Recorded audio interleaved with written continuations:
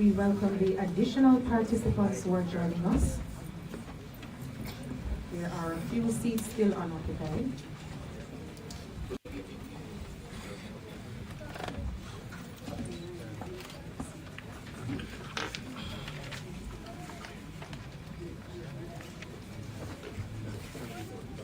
Welcome to this 2024's edition of the Pre-Service Teachers Forum. Today is indeed an amazing day to gather here under the theme, Igniting the Passion, Empowering Future Educators. I'd like to acknowledge the presence of Mr. Mark Smith, President-elect, here at the Premier Teachers Union in the Caribbean, the Jamaica Teachers Association. He's also representing our president, Mr. Leighton Johnson, who is serving national duties and is unable to join us in person. Mrs. Lasagna Harrison, immediate past president of this august body.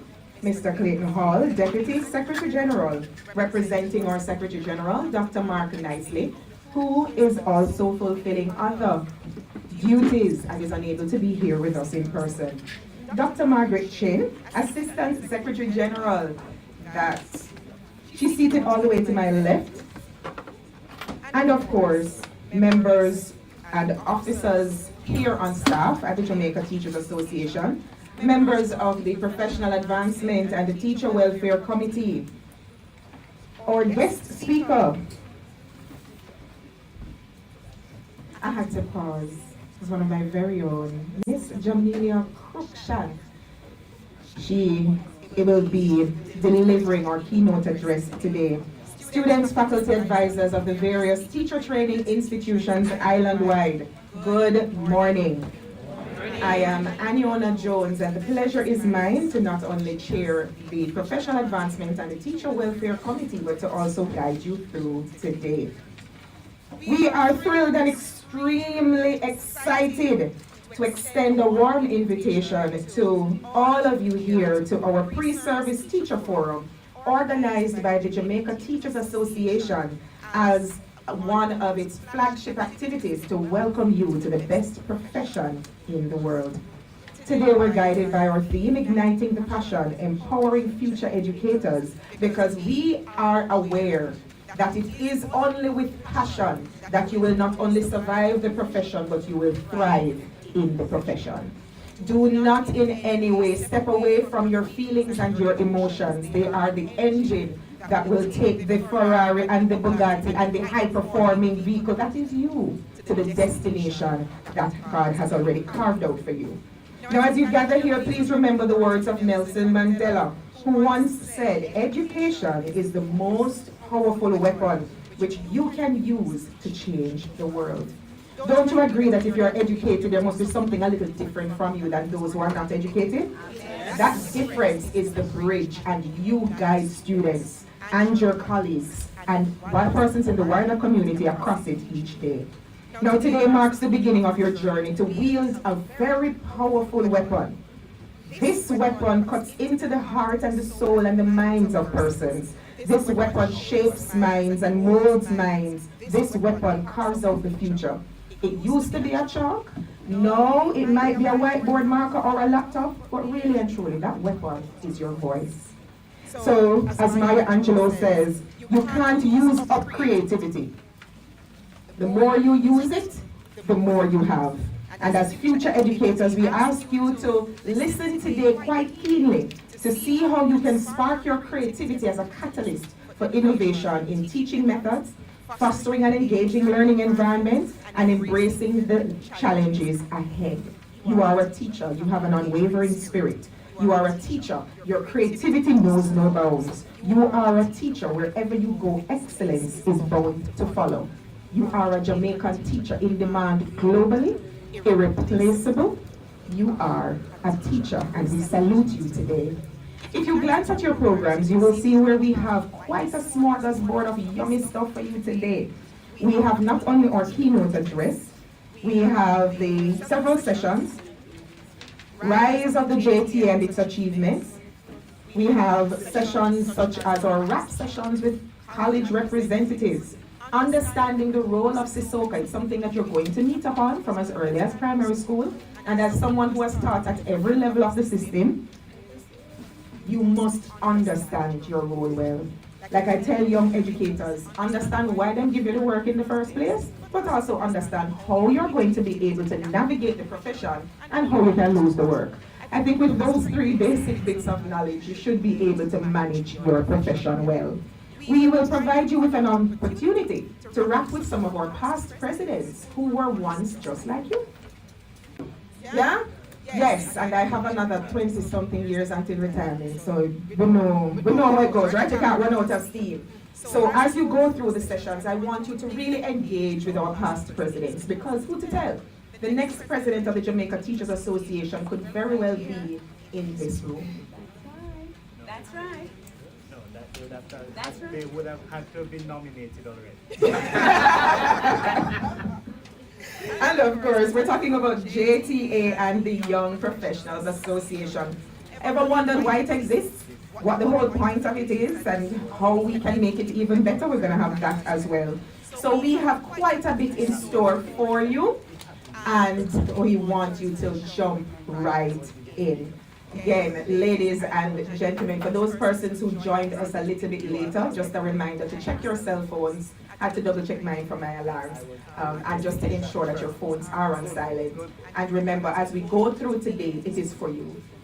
Please don't just sit silently. Actually raise your hands, ask the questions, engage, because you never know. One thought, one word can help you to put things in perspective. To all the faculty representatives in the house, we just ask you to stand so that we can acknowledge you.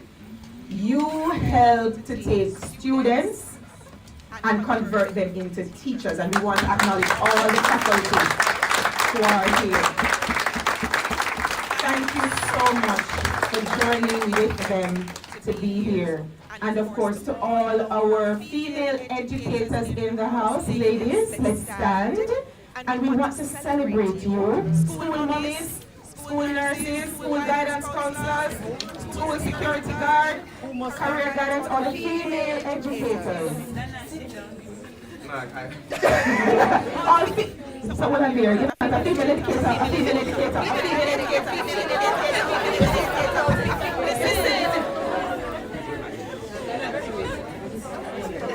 Ladies, yes, all female educators, stand. Female educators. You see, when you go into the school, just remember, you become multi-generational mommy, guidance counselor, nurse, security guard, referee, cheerleader, and the list goes on. I salute you as females and the place that you have taken in the profession, and we want to just applaud you for being here. Thank you so much, ladies. Please be seated.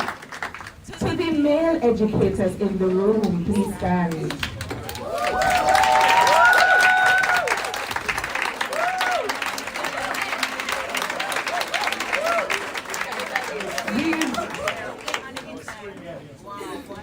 Thank you for choosing the best profession in the world. Schools are not the same when you are not there. You are irreplaceable just like we are. But please note, you're going in to become carpenter, electrician, security, daddy, agriculturalist, motivator, and the list continues. Embrace.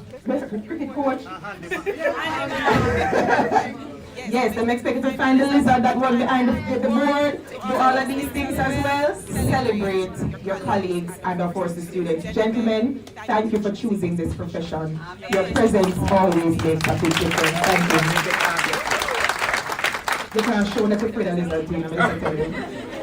Just go on. But thank you so much for being here with us. We continue our program, and at this time, the pleasure is mine to welcome to the podium Mr. Clayton Hall, our Deputy Secretary General. Ladies and gentlemen, let's give him a round of applause. Colleagues all, having acknowledged the protocol, I am saying good morning. I am very, very pleased to have you all looking at you this morning while you look back at me. I recall that this program started in 2012. How much 20 that? 2012. Not even Lloyd was president. 2012 it started. Yes, February 2012. February 2012, yes. Okay, fine. I recall I was the first guest speaker at this event when it started, so I recall. And if I'm wrong, I will be right, not a problem. I just want to use this opportunity, however, to welcome you to the teaching profession. I'll tell you my story. I never wanted to be a teacher. Amen. I believed that I ought to have been a lawyer. My granny couldn't find the money to send me to university. She was a teacher, so I began teaching in 1995. My intent was to teach for 2 years, take the study leave, and go become a lawyer. It has been all that time, and I have not looked back. I am fortunate, however, that I went through school before persons with PhDs discovered a disease called hyperactive disorder. Had I not escaped school early, I probably would have been institutionalized. Yeah. I want to use this opportunity to plead with you on behalf of future me. There are many challenges that this occupation, this profession has. But there are greater rewards that come from recognizing that you can engineer the society of the future. I want to point out that being an educator has never gotten the economic benefits that it deserves. I guess you are too many. It has not gotten the social status that it deserves. But like things that are paramount, things that are pivotal to our existence, educators continue to make this world turn on its axis because they are that pivot on which this world rotates. The task ahead of you is great, and you may see many things that you believe are passing you by in the heat of the moment. But I want you to recall, I want you to remember that by helping one child achieve his or her potential, then your contribution to nation building will be undeniable. When you identify future me who will desire your help, like I did for Mrs. Hazel Holgate of Tishfield High School, who made sure that after coming second to last in third form, I managed to graduate Tishfield and matriculate to future studies. I want to plead with you like I did to my primary school teacher, Miss Yvonne. Now, Miss Yvonne Franklin took me out of grade 4 and taught me common entrance at her table while she taught the rest of class grade 4. And I managed to pass for Tishfield, not because I had any superior intellect, but because she was an exceptional teacher. I want to point out that when you go forth into this world, and you would have done what you were destined by God to do, there are many who will sing your praises and maybe tip you. I am hoping that this organization, the JTA, will ensure that by the time you are seasoned teachers, the economic rewards that come with teaching will be adequately substantial so that you will no longer require tips. Colleagues all, I want to welcome you to the JTA and to this profession. And on behalf of our Secretary General, Dr. Nicely, with that said, I want to wish you Godspeed and live long.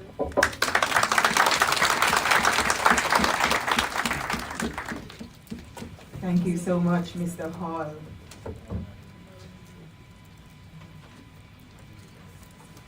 Mr. Mark Smith, our president-elect, currently serves as the principal of Monroe College.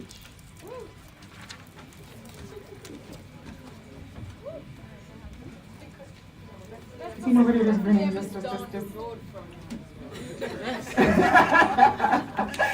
Mr. Mark Smith, our president-elect, currently serves as the principal of Monroe College. The pleasure is mine to welcome him to the lectern to deliver his address and to ably, as he always does, represent our president, Mr. Leighton Johnson.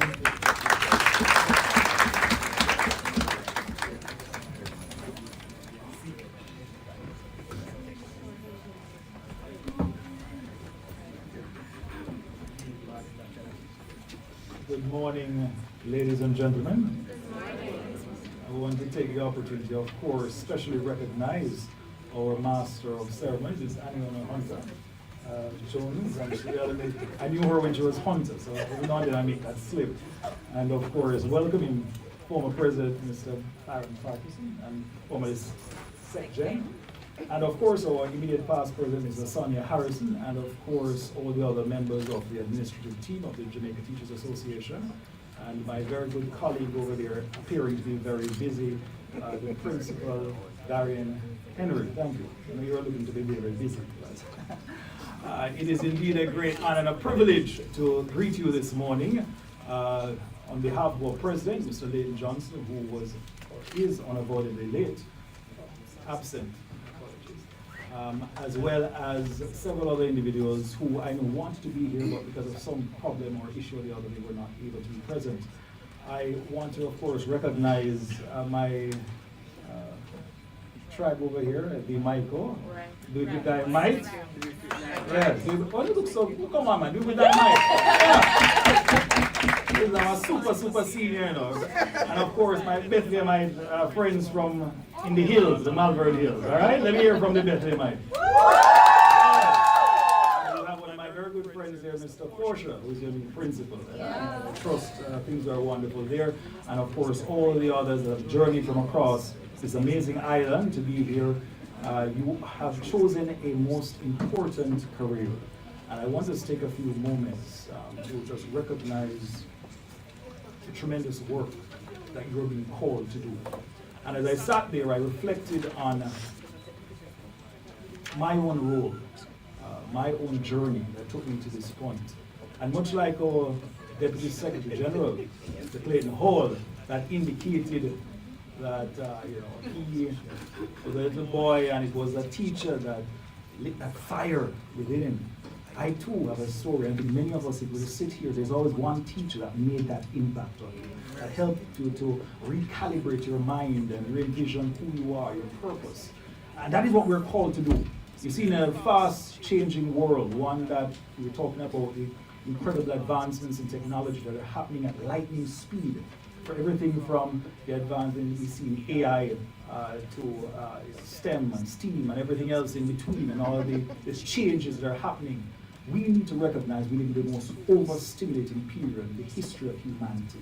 I want to just pause and reflect on that and understand that. So you're not called at just any time in history. You're called to take on this mandate at a very important time, a very important juncture in our history, not only as a country, but as a world. And the theme this morning, Igniting the Passion, Empowering Future Educators, I think is quite apt as we look towards making that tremendous jump that we need, that change that is needed, that is demanded. It's very important that we begin to understand our role as educators in transforming the life of every single child that gets the opportunity to sit before you. I'm a little man from Spanish Town, that's where I grew up. Yeah?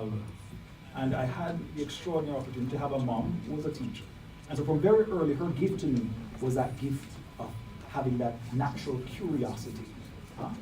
And that is what we must pass. We must ensure that we engender in our children that sense of understanding. The story is told of a young man, and he said to me, he said, Mr. Smith, I tell you that when I was younger, my granny never gave me a chance to procure a sense of curiosity.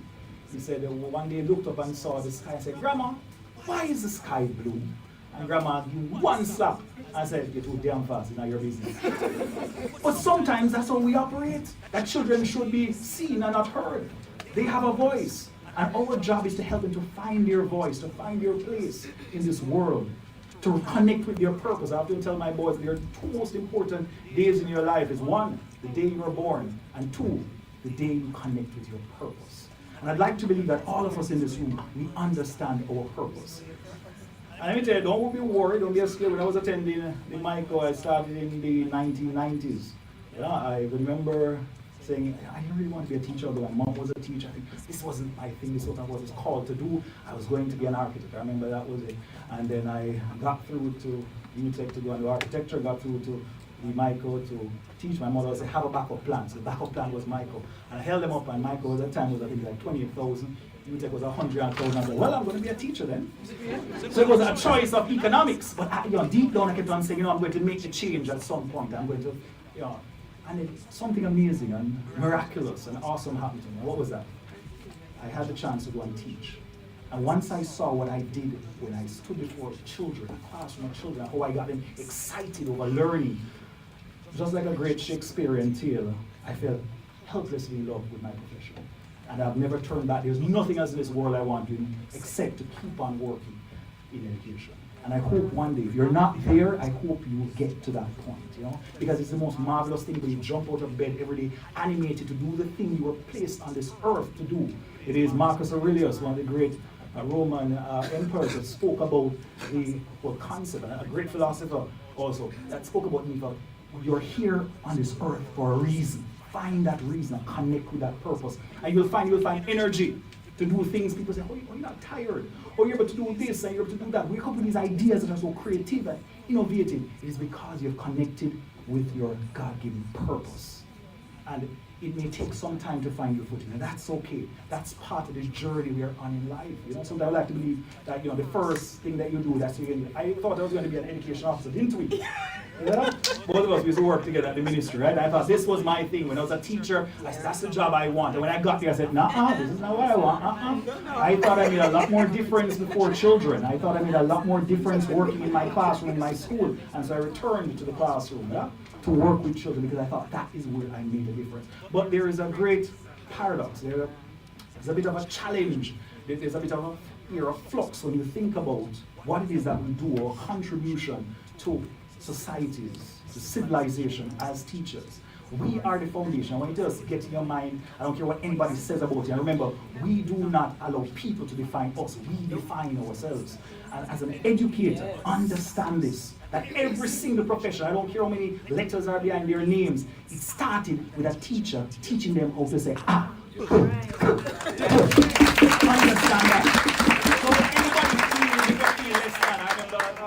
A few years ago, well, many years ago, that's a few years ago, 15, 20 years ago, I remember sitting down and we're having dinner, and young men will understand when you see a lady coming over and she asks, what do you do? A couple of friends of mine. First guy said, oh, I'm a doctor. And she goes, ooh. And asked the next guy, oh, I'm an engineer. I said, ooh. And she said, what do you do? And I said, I'm a teacher. I was like, okay. I was like, what?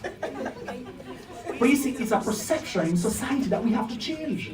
Nobody's going to change it for us. We have to change it. We have to be the change we seek. And it starts from the level of professionalism. You see a team of individuals, or IPP, myself, and so many, Byron and Farkas, and all of us, we're passionate about the fact that there needs to be a greater acknowledgement of the impact educators have on this country. You understand me? Yeah, but you see, one thing we have to understand now, why this union is so important. The union we have, what I call our tribe of the JTA, and I hope every single one of you are involved in the various clubs we have in the school. How many of you have a JTA club in your school? Really? The Young Professionals Club? Yeah, we need to get involved. You see, the problem I find too often, as educators, we are so involved in taking care of the children in our classroom that we take no time to take care of ourselves, our business, our money. And how do you do that? All of you can go before Dr. Nigel Clark and negotiate. It means you need a union. So how is it that you're saying, I don't want to give 2,000 or 1,000 or whatever the money is, because it's not my business. Somebody else will do it. No, it's about action. It's about getting engaged. And that is what has brought about the type of change that we are seeing. There was a time when we did not even have a representative on the board. It was through the agitation of the union that changed the dynamics.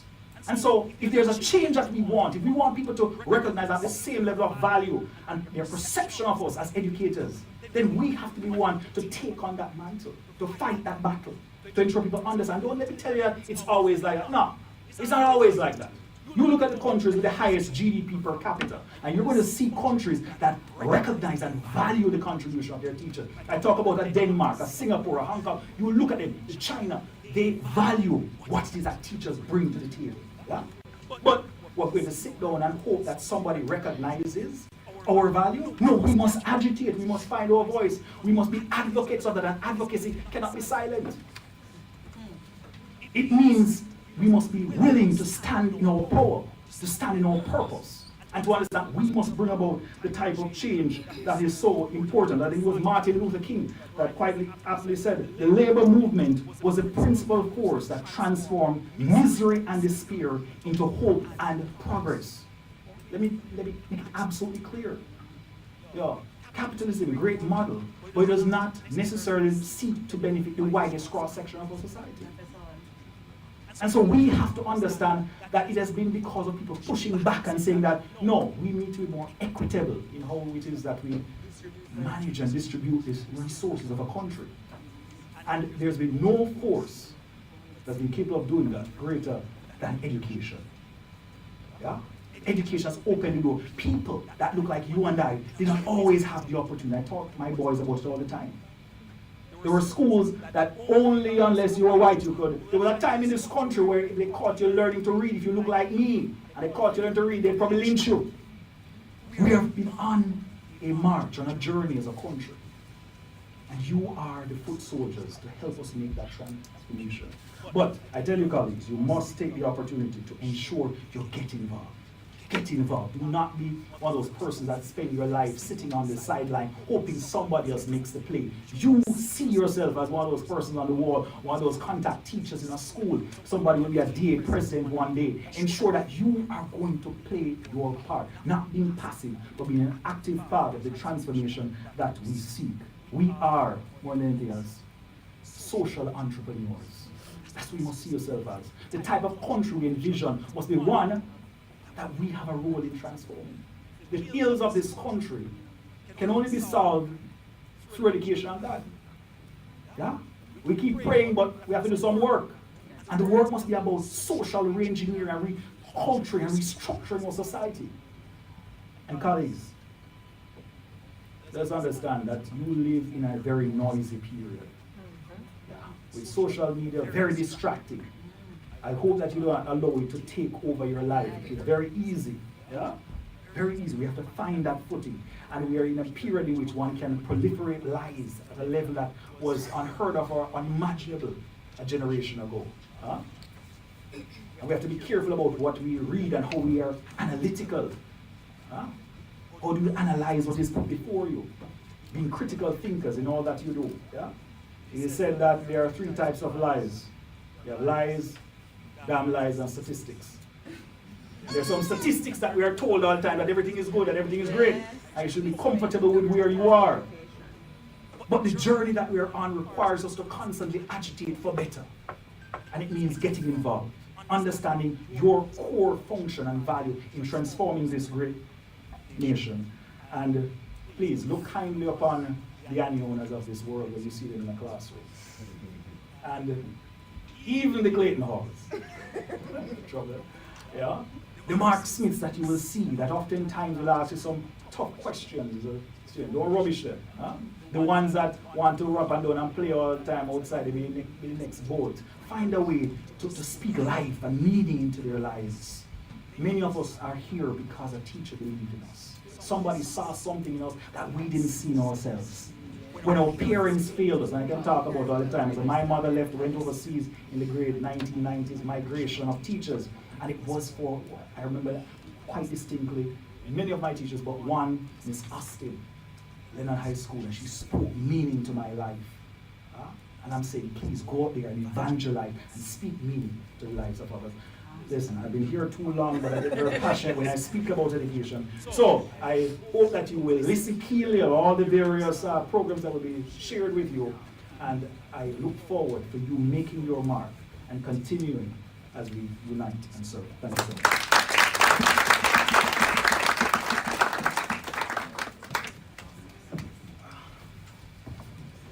It actually is true. There are some of us who are in teaching because God has an amazing sense of humor. You know, like when you pass through 3 and 4 different schools and they call your mother 3 and 4 times to tell her that you need a school. Yeah. So when I tell people now that I'm a school principal who doesn't necessarily believe in suspensions, people find it a weird, you know, but the truth of the matter is God no make nothing for that sure. And there is no better child than the one who he sends to me. So we value the precious treasures that are in our care. We have our keynote speaker, who is one of my personal precious treasures because as a school principal, I'm blessed to serve and have my staff as my class. To give her proper introduction though, I'd like to take this opportunity to invite Ms. Sandra Hunter, Chairman of our Membership Committee at JTA and member of the Professional Advancement and Teacher Welfare Committee, Ms. Sandra Hunter.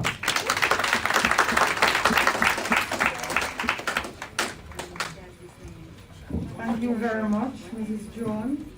Good morning, everyone. Good morning. It's still morning, right? Still morning. But I noticed this he spoke and I started wondering if he was going to give a keynote. Even though I noticed that we seem to have asked for a model when I met the keynote speaker. But let me tell you a little about her. She is Jamelia Cruikshank, a passionate and dynamic mathematics educator at the Marcus Garvey Technical High School with an unwavering commitment to her students. Jamelia has transformed the way mathematics is taught and perceived by bringing life to the subject with her colorful personality. And I think we need that. Mathematics, yes, we do need that kind of educator. Her engaging teaching style and ability to create a positive learning environment makes math accessible and enjoyable for her students. With a bachelor's in mathematics education with honors from the University of the West Indies, Jamelia brings a wealth of knowledge and expertise to her role as the acting head of the mathematics department, and I dare say she appears to be a student in the math department as well. Her exceptional dedication to her students and passion for teaching inspire and motivate colleagues, fostering a collaborative and a productive environment that ensures the best outcomes for all. Jamelia's unwavering commitment extends beyond the classroom. She actively engages in community initiatives, making a positive difference in the lives of others. Her steadfast dedication to empowering young learners through mentorship and guidance sets her apart as a true leader. In the words of Marcus Garvey, without confidence in oneself, you are twice defeated in the race of life. Jamelia embodies this quote, instilling confidence in her students and colleagues alike, empowering them to overcome challenges and achieve success. Students, fellow colleagues in the meeting, help me to welcome Jamelia.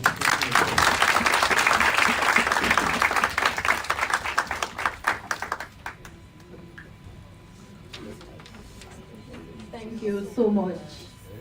Good morning, my fellow educators. Morning. So let's do an activity quickly. Quick show of hands. Who is feeling a little bit overwhelmed with school and sometimes you feel a bit unprepared?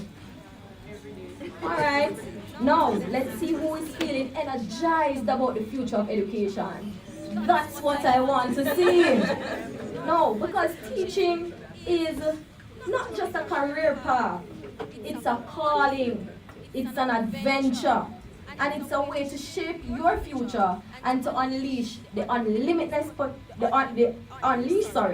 your limitless potential within each and yourself and each and every student.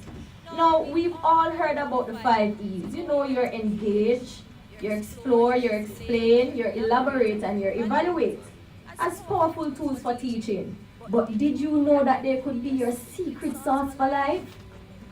That's what we'll be looking at today.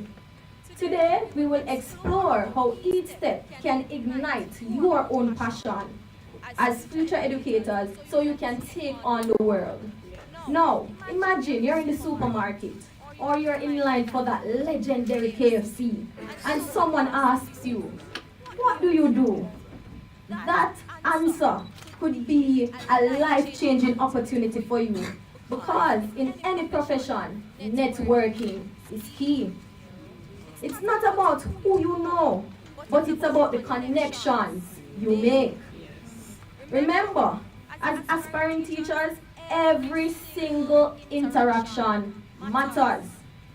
Be present, be curious, and engage the world around you because you never know when even a smile, a question, or even just listening intensely may spark something extraordinary for yourself and for others. Now, let's just forget the classroom for a minute and let us consider our professional growth journey. It's not just confined to these 4 walls here or a single subject. It's a vibrant tapestry, where every interaction, experience, or lesson learned can spark you to do something new. Imagine yourselves not as students confined to a classroom, but as explorers.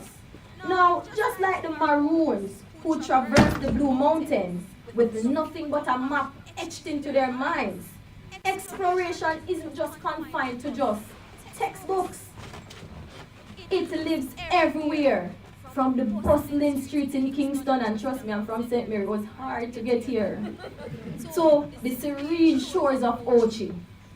We should embrace reasoning with everyone you meet because you never know if that interaction could broaden your perspective or enrich your enrich your understanding of the world. Now, these interactions can shape your why as an educator, and Ms. Jones always walks and tells us you need to know what fuels your why. Why are you teaching? What's your purpose? Why are you doing what you're doing? Now, you don't want to just limp in one place. You want to step outside of your comfort zone as explorers, looking at new dimensions to your knowledge and shaping you now as a well-rounded individual. Now remember, the spirit of exploration is not just for you, It's not just for you.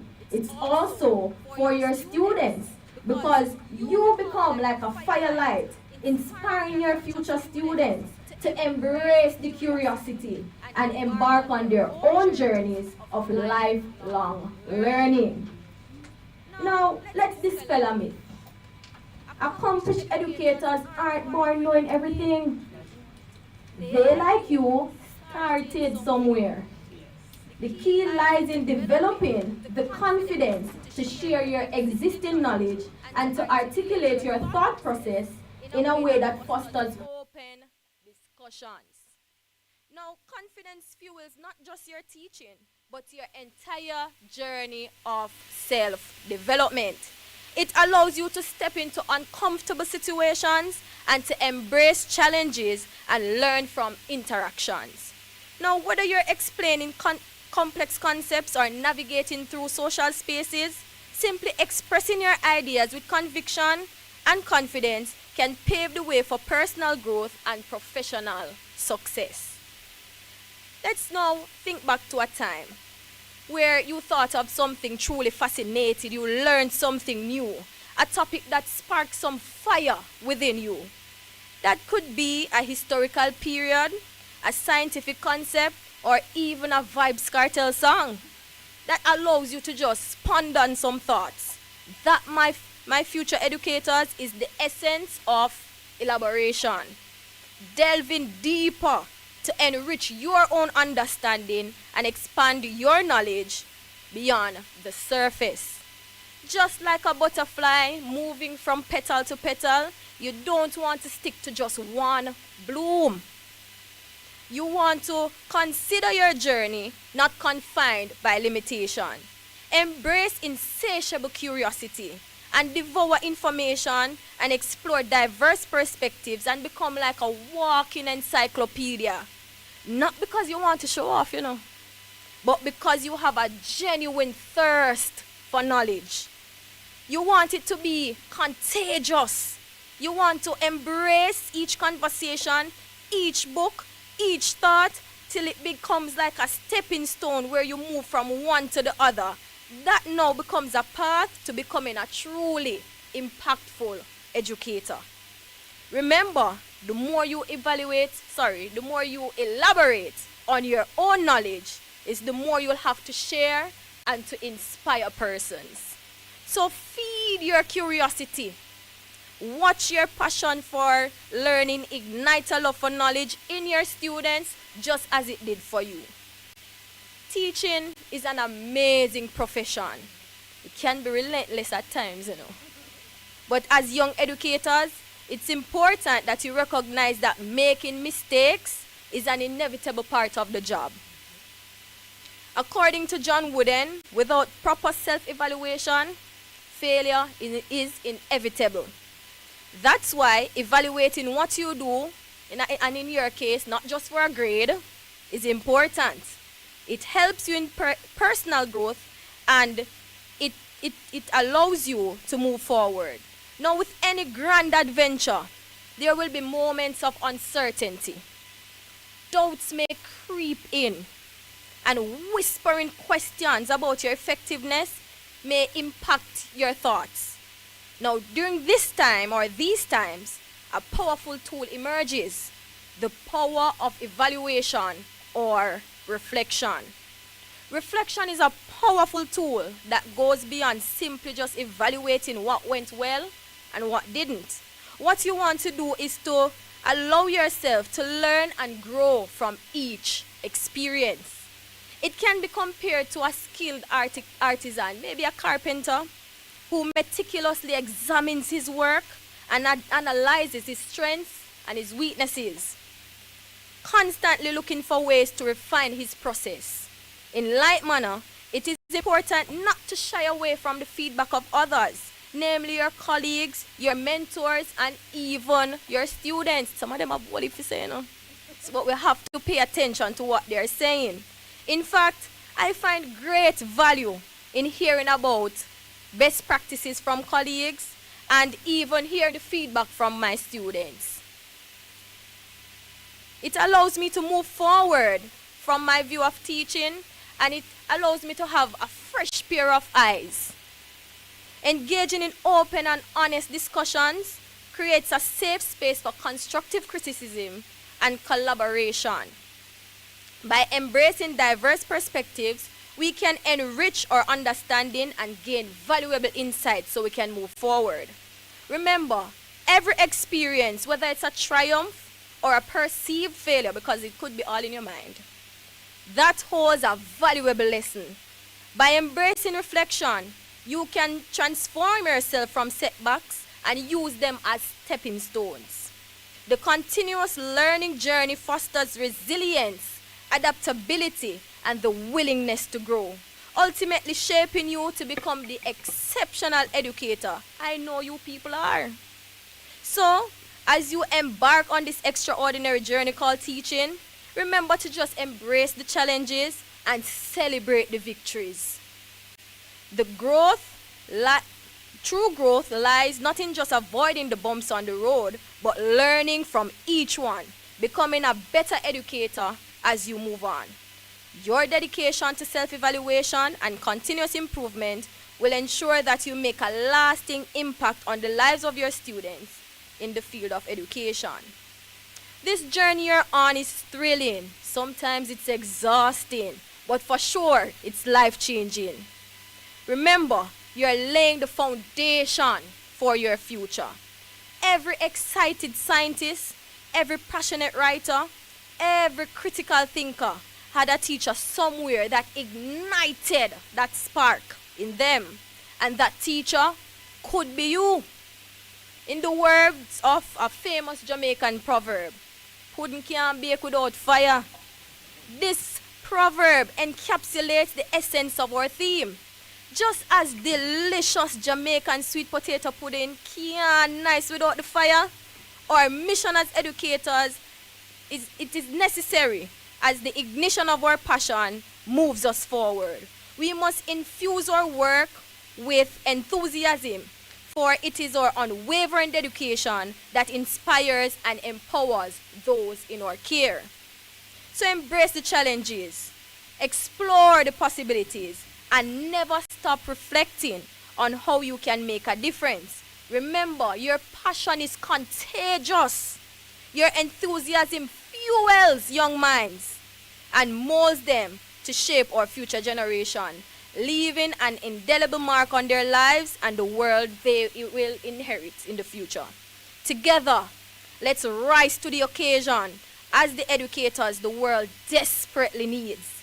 Let's harness the power of our passion to create transformative learning experience, to foster inclusivity, and cultivate a love for knowledge and growth. As we embark on this noble journey, let us not forget our influence and how we hold a tremendous responsibility. Now, I implore you, student teachers, move forward, united in purpose and driven by unwavering passion that implores you to become empowered individuals ready to make a difference in the world of education, igniting the flame of learning and bringing forth a brighter future for all. Thank you so much.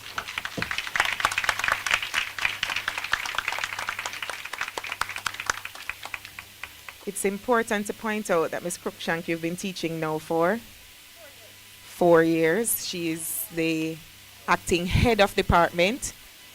Out there in the real world, your attitude to work, your willingness to fail publicly are very powerful. So I hope that you engage with those 5 E's, but the task is not mine to offer formal gratitude and expression of thanks to Ms. Cruikshank.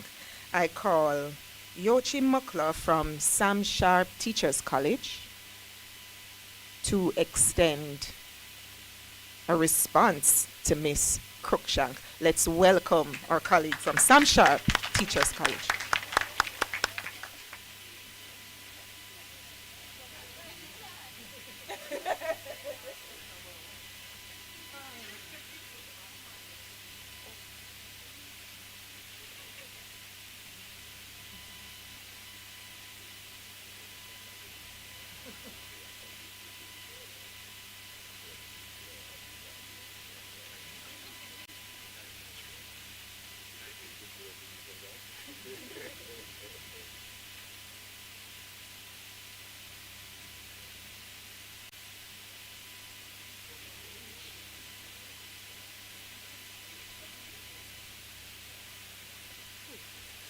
I think so.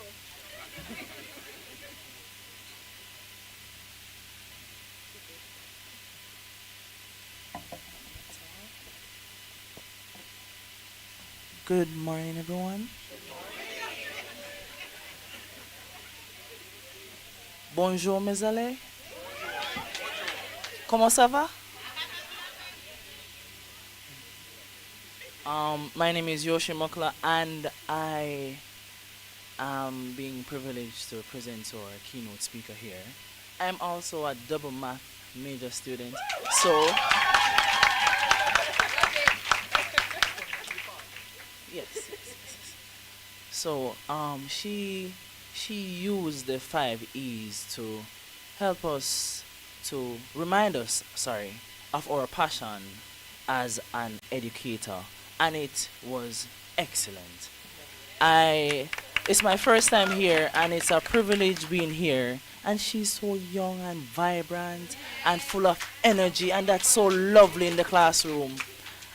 I would love to emulate her when I become a teacher. So, Miss Jamelia Cruikshank, I am being very privileged to present this to you.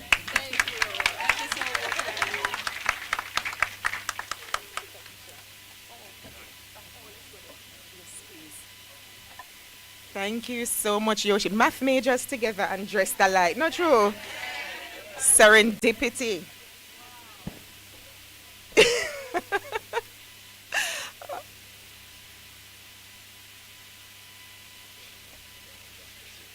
Right. So, ladies, gentlemen, we told you that we had some amazing things in store for you today. We wanted you to be able to see see yourself and to be able to see how you can actually own and navigate education. Well, no only for your shell on. Now, one of the key things, one of the key things I want to leave with you is something that we are trialing at my institution.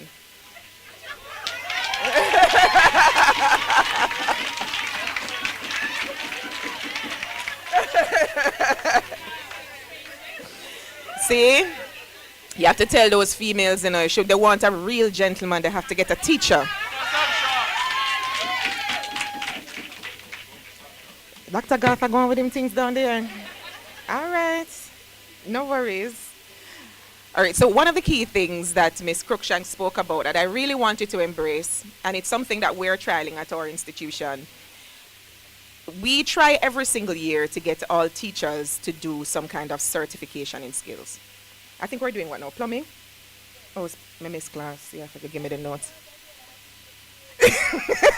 But we really try our best to get the certification. If you happen to land at an institution when you seek employment and there are courses, go do them. It changes your entire life. And as we prepare to segue into the next portion of the day's proceedings, I want you to write down on that piece of paper, if you were to study a skill, what skill would you do? I've just done bartending and mixology this summer. Yes, it is valuable medicine for the profession that I have. But mixology is important. Bartending is important. What skill would you do? Because the truth is, and I'm going to share this as I invite Dr. Margaret Chin to make her way to the podium. Ladies and gentlemen, a student said to me the other day, I was talking to the student and saying about Miss, he's not an electrician. I said, who you say is not an electrician? And he pointed to the teacher. I said, what you mean that the teacher is not an electrician? Him said, no, miss, he's a teacher. Him just teach electrical. But he's not an electrician. And in my mind as an administrator, a light bulb went off. What about the other? So I said, so want to miss up there? Said, no, miss a chef. The teacher was in the chef jacket and was right there with the other students in the home economics lab cooking. And they knew that that teacher worked in the hotel. He saw the teacher of home economics as a chef, but saw the teacher of electrical as a teacher of electrical, not an electrician. And that is one of the things I want you to ponder on today as we go into the next sessions. Will your students see you as a mathematician who happens to teach math, as a linguist, as a translator, as a concierge who happen to at this particular point be teaching Spanish or French? Do they see you as a historian, as a geographer, as an architect who happen to be teaching TD? Or do they simply see you as just a teacher and this is your content? Because in this... I never didn't have any break this morning. We had a little coffee break upstairs. So I'm assuming that you're all alert and ready, right? So we just went through what we call our opening session. So we're going to segue now into our plenaries. And I want you all to listen very carefully because we have prizes and giveaways for you. And we're talking about good up, nice prize and thing, right? So you're going to have to listen carefully. I represent the professional services unit of the Jamaica Teachers Association.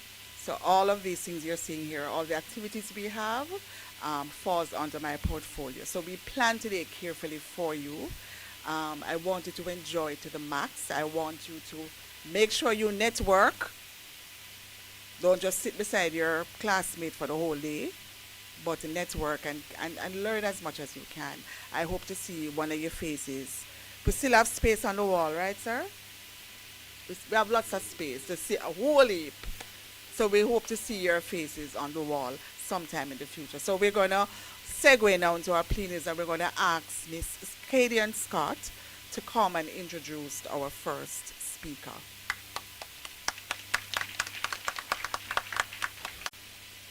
He attended the University of the West Indies, where he attained a bachelor's in education.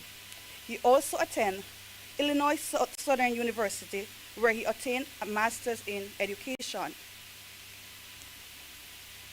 Mr. Farkis's career spans over 40 years in education, 30 years of which he served as principal at Pepper Primary School in St. Elizabeth, Patrick Town Primary School in Manchester, and he retired from the Mandeville Primary and Junior High School.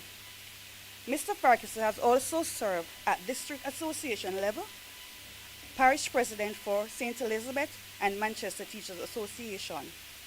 He was also our National President in 1998 to 1999. He also served as a trustee of the Jamaica Teachers Association, and in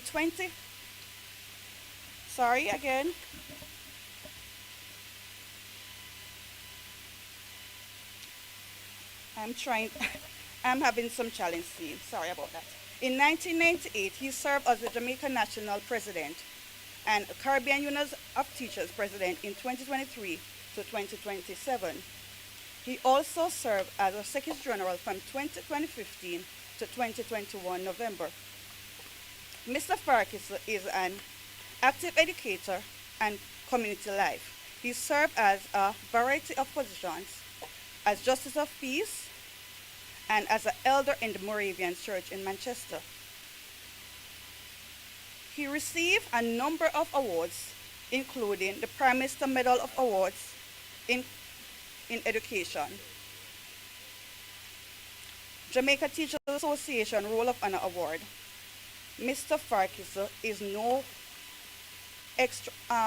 ordinary educator. He will one that will deliver to you this morning exceptionally. I thank you.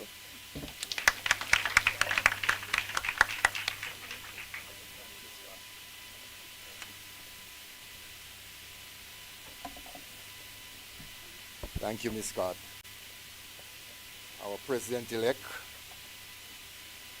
Chair of the PAC, immediate past President. I know I'm not following the protocol exactly. Our distinguished, wonderful young guest speaker, Dr. Chin, our Assistant Secretary General, Professional Services, other members of staff, distinguished educators in terms of team leaders and staff supervisors, and all you wonderful, wonderful stars for the future. Good morning. I agonize as Ms. Scott tried to introduce me, and every time they ask me for profile, I refuse. That's all I need to say, that I was. And that's good enough. I am extremely happy to be here today. I see the future in all its colors. And I want to say what I'm seeing looks good. And Jamaica will be in good hands. Maybe I should say the world will be in good hands, because the teachers don't always stay in Jamaica. I am happy to be sharing with you, and I've been asked to speak on the topic or share the topic with you, the rise of the Jamaica Teachers Association, and of course to give you some of its achievement. But I want to welcome you to the profession. I know you are students, and I know the primary focus of students essentially is to pass examinations. And sometime in passing examination, you fail to get educated. And therefore you come with your head full of you know what, but you're not able to connect with your students and make a difference on their lives. And I want you to join the line and specialize on making an impact on the lives of individuals. So content is important. Get as much as you can, but touch lives because you genuinely care. So teaching is a profession that if you're looking a lot of worldly goods, wealth, you might not find it. But I want to tell you, you're going to find more than it. Because when you touch a life, you make tremendous difference. And in fact, you touch eternity. Marcus Garvey states that a people without the knowledge of their past history, origin and culture is like a tree without roots. So you are here because of the JTA today. In fact, I'm making it broader. You are here because of the JTA as a union and as a unit in standing up for education in Jamaica, so that tertiary institutions like those who boast about the Michael and those who boast about the Bethlehem and the Sam Sharp and the Excelsior. Is Excelsior here? Very important to us. St. Joseph's, the Monig, GC Foster College.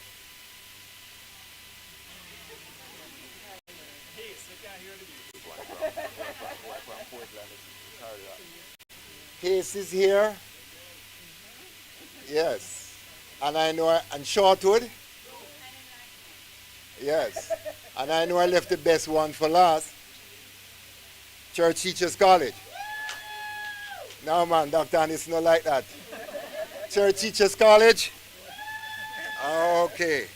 Okay, but I don't want to get too caught up with saying which one is which one, because we all are committed to a task to make things better down the road. So I just want us to spend a little time this morning looking back, but looking back with a kind of a surety that you're standing almost on solid ground.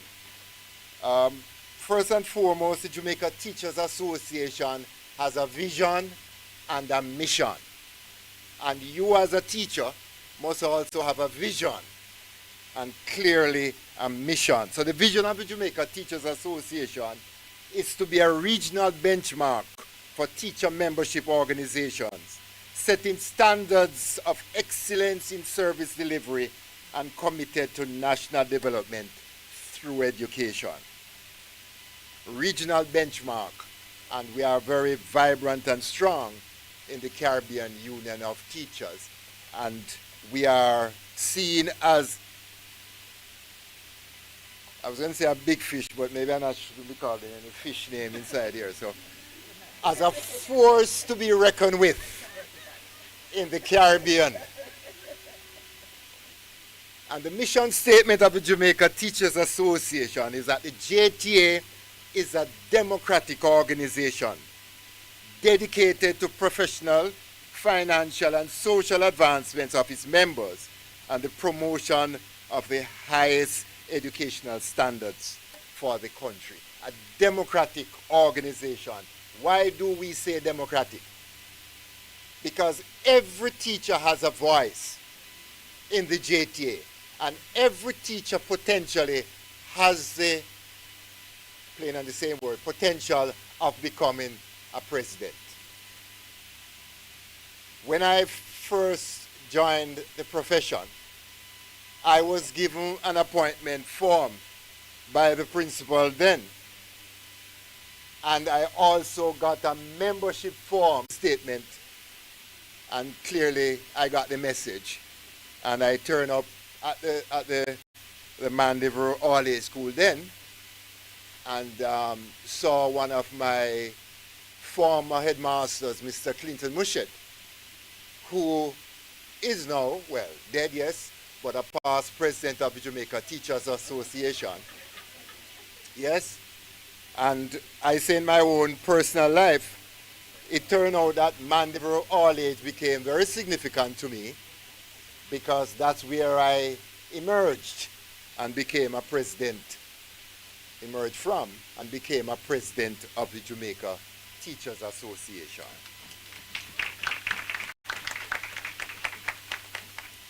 The origin of the Jamaica Teachers Association. Sometimes you hear these things, it sounds nice that somebody went to bed one night and got a dream and woke up and formed or created something. And sometimes you get a story like that. It's not exactly like that. The truth of the matter that the teaching profession continues to be a struggling profession. Struggling to mean that you almost have to fight for everything that you get. Nothing comes easily. And you must also realize, without them expelling you from your institution, that sometimes as students you have to collectively stand together to make a point, to make a statement, because unity is strength. Yes, and I remember, as I said, that when I was at Church Teachers College, and I guess it might be true, in fact I know there are variations now college-wise, they used to provide meals. Yeah, but they said it was meals. We didn't quite see them exactly as meals then. That's why I say it that way. But you could predict with 100% accuracy what would happen every time. And I know on Saturday evenings, it was soup. And we all resented it. And therefore, one Saturday, we took a stance that we are not going to drink the soup. And all of us line up, and pretended as if we're going to have our soup. And we just walk by. And I remember one student, I won't call her name, still remember her name, know the parish she's from, and the vice principal, then a deaconess in the Anglican church, not wanting to be unkind. They went up and took the soup. Just one student. And to be very honest with you, for the rest of our college life, it was sheer misery. But the stronger point I want to make, having done that protest without being disorderly, just standing up, the changes started to happen. And I'm saying that to say that there were certain things in education then. There was a certain minister of education then. A high school in this country carries his name, who had issues with teachers coming together. And although he himself was part of the JUT then, he made life rough for the teachers. And so the JTA was founded on the 2nd of April 1964.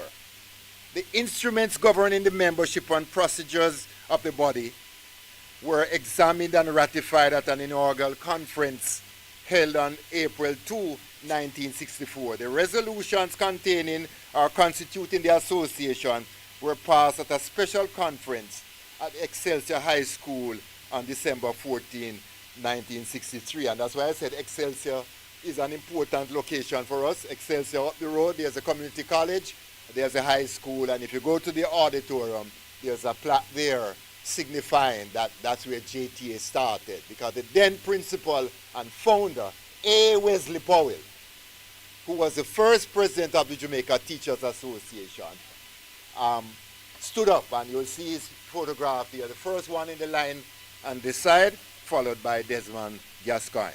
Now the JTA came out of a merger of 5 teachers' unions. The strongest one, mainly for primary school teachers, Jamaica Union of Teachers, JUT. And for those who know and want, the history started in Wallaston in Manchester.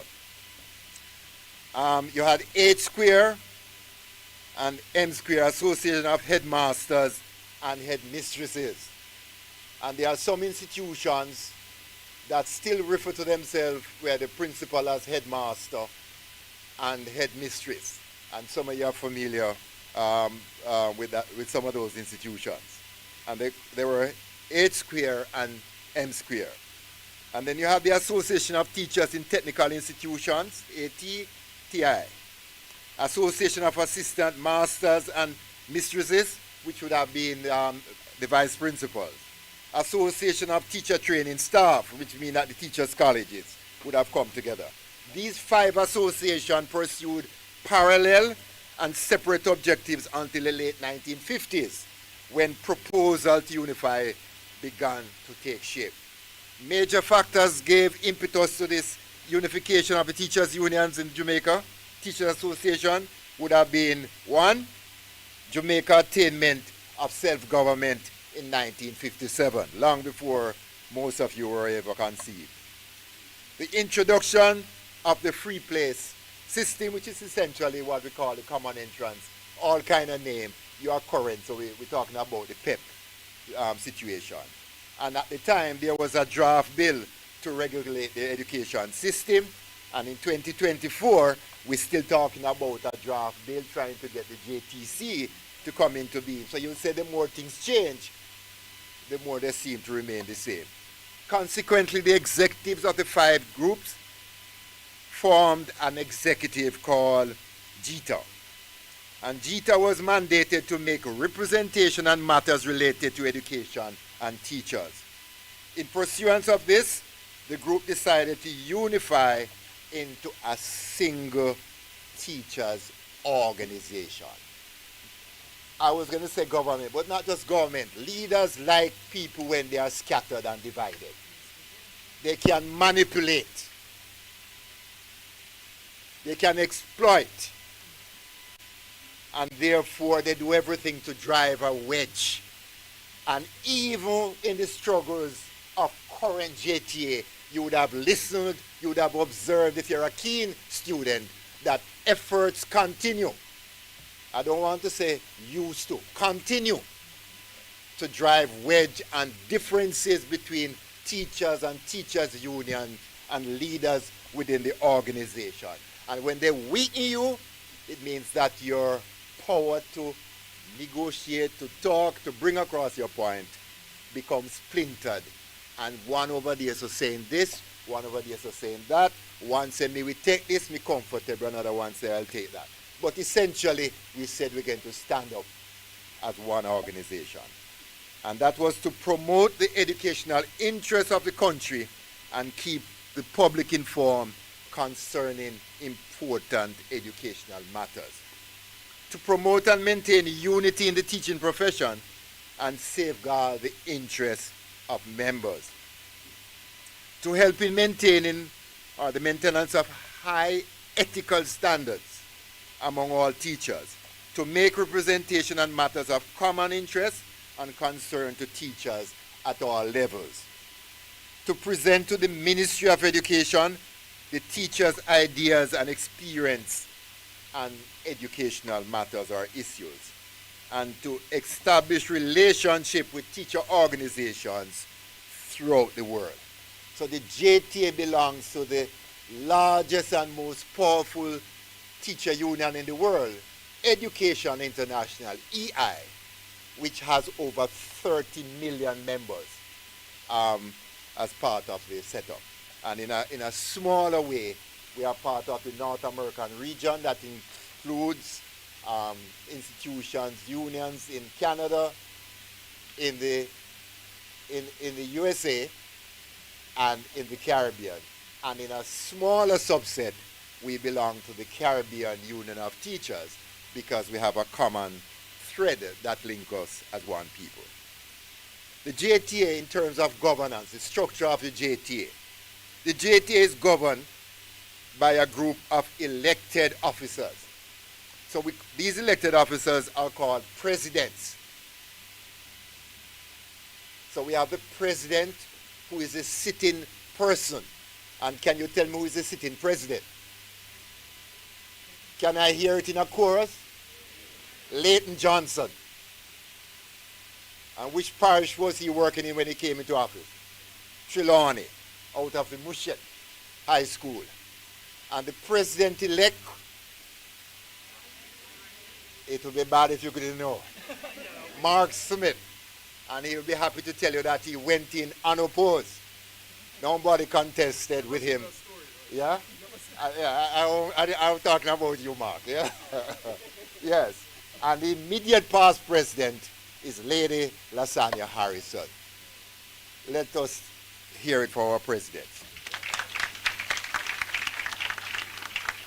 Now, these persons normally are elected by their peers. They are volunteers. So when they get up and when they say beat up them chests and talk and so on, they are almost putting their future on the line for 20,000 teachers. And having been there myself, when you go home sometime, are you won? In the struggle, Lasagna, sometimes you feel like you're fighting alone. But as you go along the road, there is somebody who hold your hand up and say, I believe in you, keep on doing what you're doing. Sammy, because it's a good cause. Yeah? So these are volunteers. And they also have elected volunteers in the parish and the district association. There are 76 district associations cut across the length and breadth of Jamaica. And I don't have to tell you, because you're a bright student, that there are 14 parishes in Jamaica. Maybe next year it could be 15, but for now. So each parish has a parish president, and these district associations work along with the parish presidents as a team for the association. The highest decision-making body of the association is the annual conference. And at this conference, we have delegates that represent the parishes and the district association, essentially coming out of the district association. And what is called administratively the General Council, which is the second highest body that runs the JTA. It will be the highest body outside of conference. And this will be made up of parish and district association persons, cabinet chairpersons of committees and so on. And they meet quarterly every year. And there's also another subset that is called the Central Executive, which would almost equate to the Board of Directors. They meet pretty much on a monthly basis to deal with the association business. Now, those are the volunteers. Now, the administrative staff, or the professional staff, is supported by an administrative staff headed by the Secretary General, who happens at this time to be Dr. Mark Nicely. And that person has the daily direct responsibility of the administration of the association. The Secretary General is supported by secretaries. And every time I see secretaries, I hesitate because I have an issue. When I became Secretary General, we advertised a position for the Deputy Secretary General. It was then called Senior Secretary, Member Services. And the minimum requirement is a master's degree. And I found applicants with 4 CXC applying and said they are good at typing and all that kind of thing. And every time I hear as a secretary, they are seeing it as a clerical position.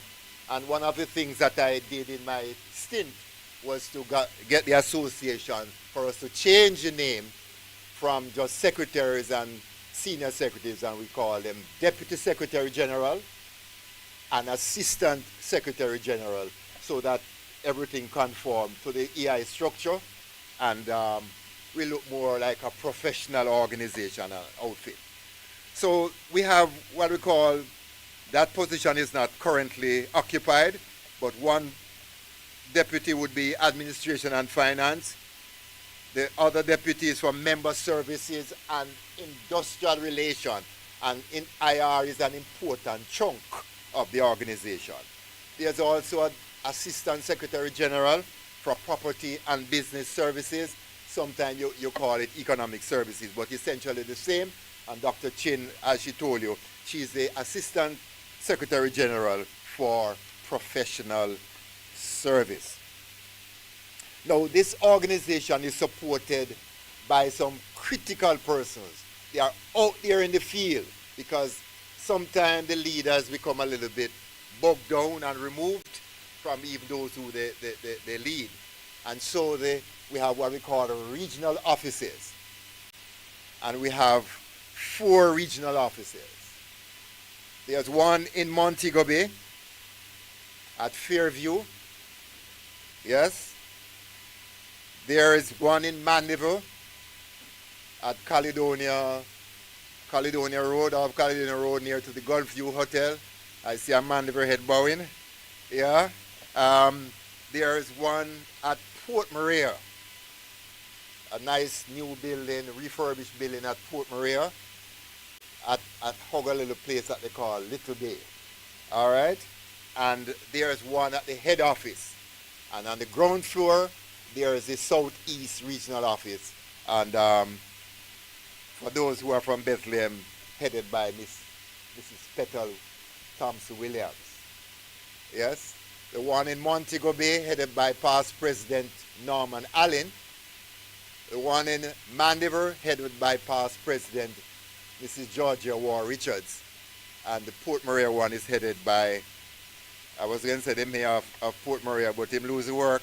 So let's call it Mr. Devon Meek, because I hear the politics switch over in Port Maria. Okay? Now those are the persons on the ground. And they are in touch, and sometimes they might be seen in your institution. Now, like I said before, industrial relation is a critical part of our operation. IR is essentially the whole business of trying to deal with bread and butter issues. The issues about your terms of employment. And part of the IR, I would almost want to say burden, is trying to resolve conflicts at the workplace. Most of the resources of the Jamaica Teachers Association is spent in resolving conflicts. And this conflict doesn't mean cuss every time, but it means that performance, job-related issues, persons not doing what they are asked to do, yeah, and there's a perception that JTA defends, my language, workless teachers. JTA defends slackness. And that is not true. What JTA does is to seek to represent their members. And what a lot of people don't know is that there are sometimes you have to talk to your members one away, and sometimes in open, and say you are wrong, and therefore it might be better if you separate, if you leave the institution. But clearly, everything has what we call due process. And sometimes some guilty persons like OJ get away because the gloves don't fit. Because the process were not duly observed. And some persons who know what due process is ensure, and I've always said and say to my colleague, if you have a teacher that you have such strong evidence on, that it doesn't matter who represent them, even if you go to the Privy Council, they can't win you. Why don't you patiently document, build your file, take time to plan your case so that you observe all the steps that it requires, so that when you go to put up a defense or make a case, it is tight, foolproof. I'm saying, and I'm pausing, whether it is on a script or not, I am begging you, all of you, whether you become JTA president or just a member, make professional excellence your number one friend. All that you do must be able to stand up to scrutiny, and if you are doing the best job possible, observing, playing by the rules, nobody can fire you. Nobody can terminate you. But you can terminate yourself if you fall into situation, sometimes that you might call even compromising situation. The JTA provides advice to its members, and each teacher, and that's why we have a structure that talk about contact teacher. You have somebody in your staff who you elect, who you can go to. If they don't have the answers, they know where to point you to. But at the end of the day, my colleagues, my friends, young teachers, there's a voice that will speak for you. And the voice is strongest when it speaks as a united voice. I'm repeating, we are standing up for excellence. We are standing up for quality education. We are standing up for suitable role models. And whether you are young or not so young, every teacher who walks through the walls or the gates or whatever of a particular institution must be committed to excellence in performance. And the principals and the boards and the schools that stand up for excellence will have excellent students, and public pressure will come onto those who are not committed to that, and you don't have to fire them. They will leave. Economic business, property and economic services. Essentially, JTA is involved in investment schemes managed predominantly by the JTA Co-op Credit Union. So the JTA Co-op Credit Union, in terms of location, is the building next door, which is actually owned by the JTA. In fact, for information, because you don't belong to a poor organization, all the buildings at the bottom of Church Street, at the corner there to the top up here, are owned by the Jamaica Teachers Association. Yeah? They might not be as valuable as your property in Cherry Gardens and so on because of location. But we own all the properties. We own the building at Fairview. We own the building at Port Maria. And we own the building in Mandeville. So we are our own landlord. And nobody can give us notice. Okay? So I want you to understand that. So the JTA Co-op Credit Union is part of the organization. Again, started by teachers, owned by teachers, and it is doing very well. And when you get your first paycheck, make sure that you find a banking institution and start to put something there. Your first paycheck. If you wait to the second, you might never go there. All right, so start with the first one. The JTA also have what we call the allied group. So the credit union is the allied group, and we also have the JTA publishing house, which is on the ground floor of this building, but they are their own entity, part of the group, and we do publishing and book sales and so on there.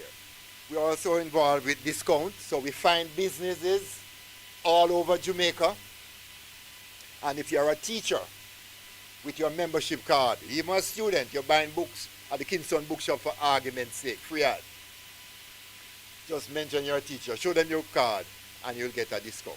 It makes a difference. For those who drive, you go to auto place like Mertz, you're going to get discount. And other places, travel agencies, hotels, you get discounts.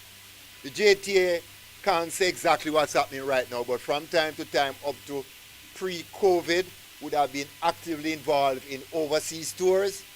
So during the summer and so on, tour all over the place. Not a free ride, an expensive ride, but a great opportunity to relax and discover the world, as it were. I mentioned the publishing house, publishing and marketing services. Now the other most important arm of the JTA is the professional arm. You are a teacher. you are a professional. Yeah? And therefore, you must behave as such. And so for professional services, JTA offers scholarship to members. Now, there was a time when you would get scholarship for undergraduate scholarship to do your bachelor's and so on. You are in an era that your first qualification as a teacher now is a first degree. So it means that the base will have to be lifted. So you all walk out with your first degree, so you're going to have to aspire to get your master's or your PhDs. The JTA offers scholarship. Now the JTA doesn't offer scholarship to persons who don't do anything more than read book. So if you're a nerd, good for you. But we want you to get involved in community activities, touch lives and make a difference. Based on what I'm observing now, don't misunderstand me, I'm not dissing nerds. But being bright alone is not the passport for progress. You got to get involved and impact the social and other lives of persons. So when you come for interviews and so on, persons are going to ask, what else do you do apart from so many CXCs or first class honors degree? All right? We also work with the private sector to coordinate scholarship. We have in-service teacher training, and we have professional counseling activities and professional ongoing activities. We also provide awards, and the highest award by the association is JTA Roll of Honor. And you have other awards we call the WBC Ben Horton Award, Edith Dalton James Award, R.C. Tavares Award, and the Golden Torch Award, which really is a long service award. As you go along, you'll hear more about these, but we're just telling you what we do. There's a pre-service forum, and that's pretty much where you're at today. There's a new teachers seminar, so when you leave the institution, come this July, June, or May, you leave earlier these days, but you won't surface until September in the school environment. There is the JTA has an orientation session that is called New Teachers Seminar, where they, as it were, initiate you into the profession. We have educational conferences and symposia. We have the Helen Steele Professional Development Day, and Helen Steele was a past president of the JTA. At the time, she was principal of Knox Community College. And so she started the Professional Development Day, which is essentially a day where we focus pretty much on the professional light side to a point, but another serious side. There's leadership seminars, and there's in-school professional development workshop where JTA gets involved. We have ongoing programs, JTA Family Fun Day and Health Day activities. This year you were at Discovery Bay at Puerto Seco. So once you have your membership card, you enter free and all that kind of thing. So JTA try to create a balance where there is serious work and there is fun. Sporting competitions, football, cricket, netball, volleyball, that happens out there. Special education conferences, special conferences, special education. We also run a program called, radio program called, every Sunday evening at 4:30. Leon Nash, Mr. Nash, you have to fire everybody, they're not responding. What's the program called? I know you're students and you're busy in the book, but teachers' time, because that's when you hear what's going on in the JTA. We also have link with Exceed program and Loma Linda University in California. We have the contact teacher seminars, principal consultations and workshop. We also have, we present persons at Heart, and we also have a link with Heart NTA, and we have a link also with Walden University. We make the point, my young colleagues, that the Jamaica Teachers Association functions both as a trade union and a professional organization. There are some out there in the public who support us 100% as a professional organization. But when we stand up as a trade union, they don't like that. And the trade union side of us is when we are negotiating for salaries and when we are doing our industrial relations activities, standing up, defending members, and so on. So we are registered. Not just that we say we are a trade union. We are registered, and we have to clearly account in that regard. As a trade union, we negotiate for improved salaries and conditions of service. We negotiate for improved working environment, job security, and other related benefits. We try hard to continue to ensure that nobody who stand up is victimized. Because some people become fearful sometimes that being identified with the union can create problems. So I'm just going to run through that just to say that the JTA is there for you, and we have what I would consider a very important part of our professional well-being, a code of ethics. You can't just go along so and do as you like, behave as you like. There is something that must reign in the Warmingtons wherever they are. Yes. And the meadows wherever they are. And for those of you not so listening, one of the party have told Meadows, no way, finish with you, no step further. We have heard that just a while ago. Okay? We're making the point that you can't, you're a teacher, but you're not a law unto yourself. And no matter how you articulate and you're advocate and feel strong and ready, you still have to walk and toe the line. So you're not the principal. So the principal has a right not to push you around, but to provide you with guidelines and orders, sometimes you want to call it that, because you're not a law unto yourself. So we have a code of ethics. And the code of ethics is not one way. So in principle one, there's a code of ethics, your relationship with your students. Teachers and students must live good and so on and so on and so on and so on. But we say you're not companion. And there's a limit. And we want to make that point. I remember as a young teacher doing internship at the time at Alston Secondary in Clarendon. Lunchtime you go and you sit out in the yard, you sit with the students, girls, boys, no problem. You can't do that anymore as a teacher because it could be construed as sexual grooming. Okay, so the society has changed and you better understand. No matter how you love, no problem, you say somebody don't have no lunch money, you take out the money and give them. You have to go through the guidance counselor, and even the guidance counselor sometimes still have to be careful how it is communicated and so on, because it suggests that you have ulterior motives when in fact you have none. The code of ethics also speaks in relationship to your colleagues, and I'm not sure it is practiced to its teeth, to the T. But one of the things that the JT encourages other colleagues, if there's a dispute in an institution with a teacher or over a position, as another professional colleague, you should not seek to get that work or to get involved in it until the matter is properly resolved. But I guess sometimes you have breaches.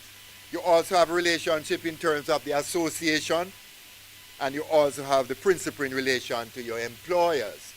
And I would almost want to go further to say, in general, with the public and so on. The JTA Code of Ethics can be found on the website, and I'm told it's in your package. The association continues to respond to the various needs through various media and work along with the Ministry of Education in bringing forward some of the resolutions out of conferences and so on, more so education conference, special conferences meaning like for early childhood or special ed to achieve some of the desired objectives. We work with the allied group, credit union in particular, and the JPH to achieve certain objectives. And lastly, I'm just going to say that we do not stand alone. We are affiliated. Mentioned before, we belong to the CUT, Caribbean Union of Teachers. We belong to the EI, Education International. And even sometime when we are in our struggles, we can consult, get our EI friends to send resolutions and so on to the government. We are part of, well, through ILO we can make our stance because we are a trade union. And clearly, when we stand together and pressure is coming on governments and other persons, it makes a difference. I close essentially by saying, quoting from Henry Ford when he says, you can't build a reputation on what you are going to do. I repeat, you can't build a reputation on what you are going to do. JTA has been there. JTA has done it. And JTA will continue to do it. Long live the Jamaica Teachers Association.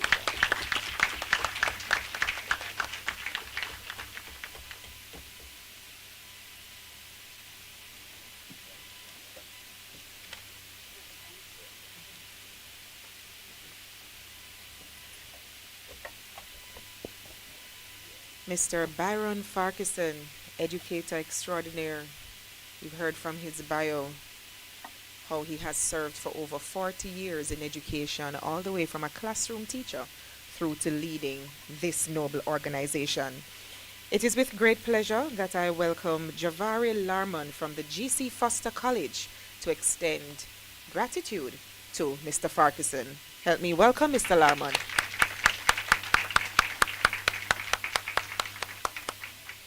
While Mr. Larman is making his way to the front of the room, we just want to, at this time, ask the representatives from the colleges who should be participating in the panel discussion to be at the ready. Please join Mr. Larman here, Mr. Farquharson. Of course you can, you're a teacher.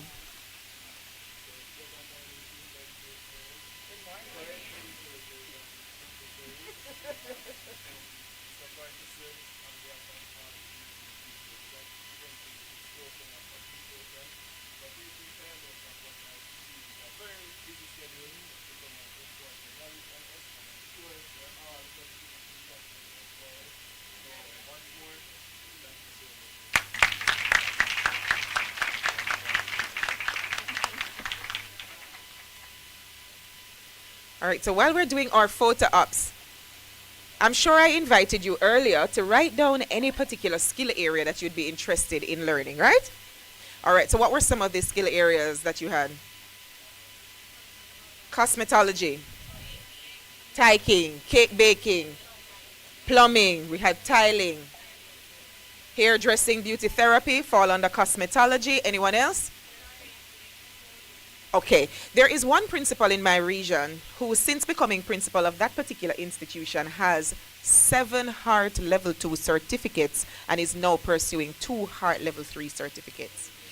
Do not underestimate the power of being multi-skilled, especially for your generation. One skill and a skill, one content area and a content area. It becomes important for you to understand things like the competency-based education and training model, and to understand that the seeds for how to learn, that's what you need to master. Because that's really all a first degree is. You know that, right? It proves to somebody that you know how to learn. Don't over get all too excited. It really simply proves that you know how to learn.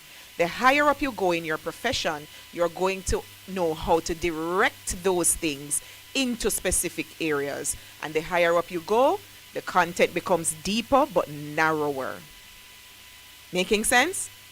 So it becomes important that you plan your career from now. Like I said to Miss Cruikshank when she was hired, please note, you start your career from the point at which you put your pen on paper and come up with something called one resume. You know, resume something? I want to write all kind of wonderful wonder or something. It cannot be false advertising. It must be like the label on the buckle that said it have this gram of carbohydrate, it have this much protein and all of them something there. Essentially, that is what you do with your resume, with your CV. So now you walk into the interview and you have to present yourself. You have this conversation with someone. They're interviewing you, you're interviewing them, and you get the little work. And you land in the staff room. Be careful. Many careers have ended in the staff rooms, have ended in the corridors, have ended with the conversations that you have, because the culture that you're forming in your life are those stories that you tell. So I tell people all the time, when I walk into a room, some conversations must stop by my very presence. It must repel evil. So if you'd chat somebody when I come in, you must stop, because you know I'm not moving, but you cannot do it in my presence. I'm not trying to change you, but I'm certainly not changing me for you. You have to know who you are.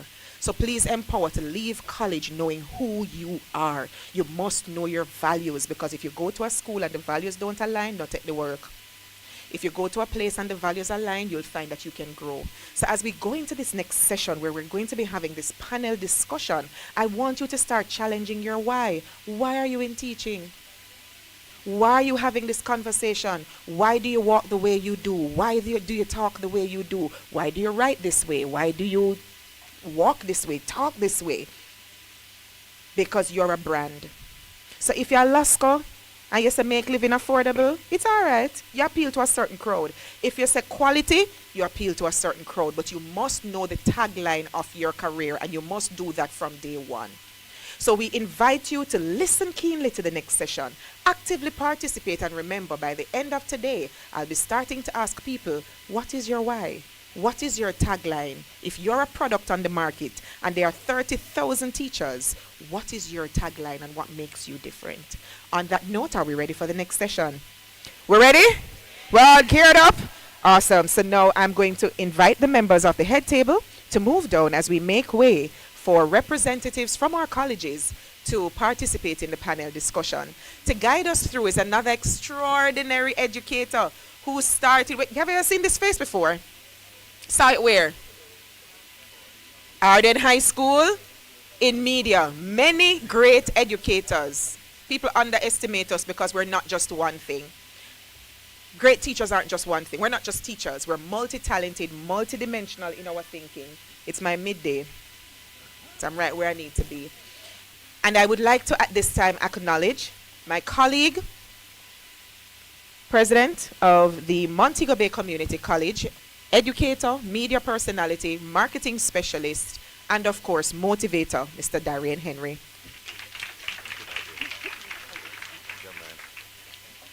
Good afternoon, aspiring educators. No, man, I know I stand between you and lunch. Good afternoon. I promise to be sharp and ready. And this afternoon session, which is a staple of this event every year, is supposed to have many, many takeaways. This afternoon, we're going to be discussing the murky but challenging world of artificial intelligence, specifically as it relates to teacher preparation. I now invite the college representatives to join me on the platform as we're about to ignite discussions for the next 27 minutes. Where are they? Where is the Michael? I'm an alum of the Michael. I'm an alum. I was talking to a colleague this morning. Where's the microphone? No, the microphone? Hello? Michael? 1, 2. I was talking to a colleague this morning. He's about to take up principalship at a very prominent school in Spanish Town. And we reminisced about the Moresco Road. So we expect you to continue the legacy of greatness, all right? Where's Sam Sharp? Sam Sharp, get dead. Your principal and I, we're college mates in our doctoral program. Great guy. But Michael, where's Michael? I don't hear Michael. GC Foster, where are you? Oh, the sounds are hungry. Oh, all right. All right, good. So we have all the representatives with us this afternoon.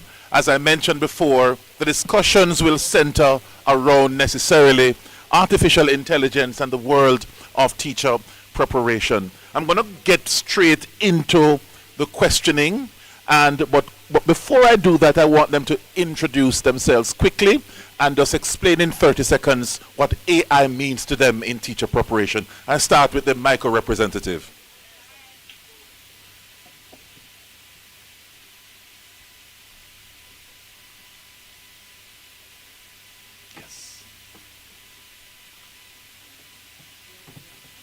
Use your teacher voice. All right, no problem. This is much easier. Aye. Good afternoon, everyone. My name is Ruth Ann Clark. I am a third-year student at the Martin University College, and I specialize in physics. And AI for me, it is really a tool that makes my life easier because I know who I am as a professional and I know that I love my field, but sometimes it gets a little time consuming and I need time to do other things. And so AI is that efficiency tool that helps me to get things done easier. All right, thank you. Next representative from GC Foster, I think it is. No, it's No? the Sam Sharp Teachers Oh, College. the Sam Sharp. I Thank know I had you. some side problems a while ago. Go right ahead with your That 30 is- seconds. That is okay. So it's now afternoon. So good afternoon, everyone. 1, 2. All right, awesome. So my name is Natania Barnes. I'm a fourth-year student at the Sam Sharp Teachers College, and I am a maths and science specialist for the primary education department. So what AI means to me, and I must agree with my colleague, it makes our life easier and it helps to get the job done more effectively and seamlessly. We don't want to be working harder, we want to work smarter. I thank you. All right, over to GC Foster. Your 30 seconds. Go right ahead. Greetings, everyone. My name is Daniel Morris. I am a third-year student from GC Foster College, of course, and I specialize in track and field. Now, of course, what AI means to me, of course, as teachers, we are very stressed out in the teacher preparation, right? Really? Yes. No, sir. We are often stressed. We are often stressed. It's a difficult process, right? And AI helps us tremendously, right? A lot. And so it makes our life easier, as my two colleagues have just said. And so, of course, I really appreciate AI being incorporated into teacher preparation. Thank you very much. Principal Wilson should be proud of you. Next representative. Good afternoon, everyone. Good afternoon.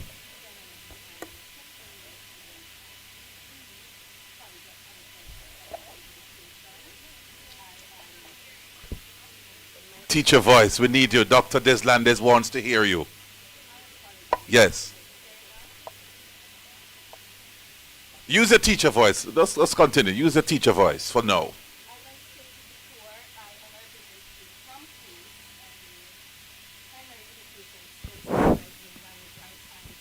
Studies, and what AI means to me as a future educator, it is a assistant, not a manager, in my classroom. It is one of the resources that I do plan to utilize when I actually get out into my field of teaching.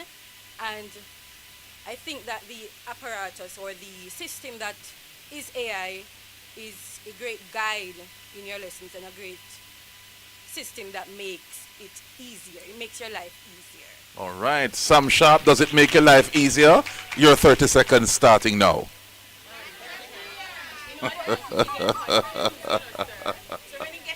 You see, I love to cause trouble, you know. All right. Go ahead, Mr. Korcher, listening to you, you know. He's watching online, yes. So good afternoon to you all, and good afternoon to Mr. Korcher at Bethlehem too. My name is Latina Brumfield Robinson, and I'm a final year student, specializing in language arts and social studies at the primary level. For me, AI is the ultimate teacher assistant. I have used it. To me, it's the best thing since sliced bread.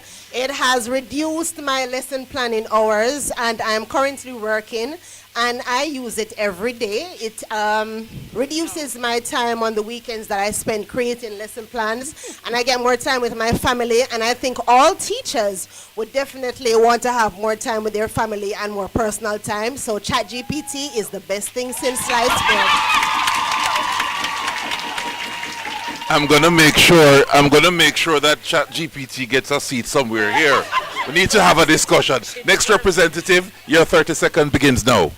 All right, good afternoon, everyone. I'm a proud student, final year student of the Church Teachers College, of course. And to me, I believe AI, artificial intelligence, is the present and the future of the education system. I personally think that, and I do share similar sentiments as the others here, it is the teacher assistant tool. Of course, it helps time management and it helps with reducing a lot of the work and the pressure that we as teachers have to endure. And I believe that AI is the go-to system and tool in the classroom for us. Go-to system. Next representative. Good afternoon, everyone. Good afternoon. My name is Keshana Watkis. I'm a first-year student at the Money College, majoring in math and science. Well, AI is basically my best friend. We talk every day. We actually, it helps to fix even my relationship. But what you say as to I me? am saying, AI in the education system, it helps. It helps to basically improve. That's why she looks so happy, you know. I don't know why she looks so happy. She needs to get AI the credit. It helps to actually adapt to learning styles. As teachers, we can use it to basically accommodate different learning styles in the classroom. I have seen where AI actually helped even my family with my daughter. I use it to actually accommodate her within certain areas of school. So yes, it is my best friend.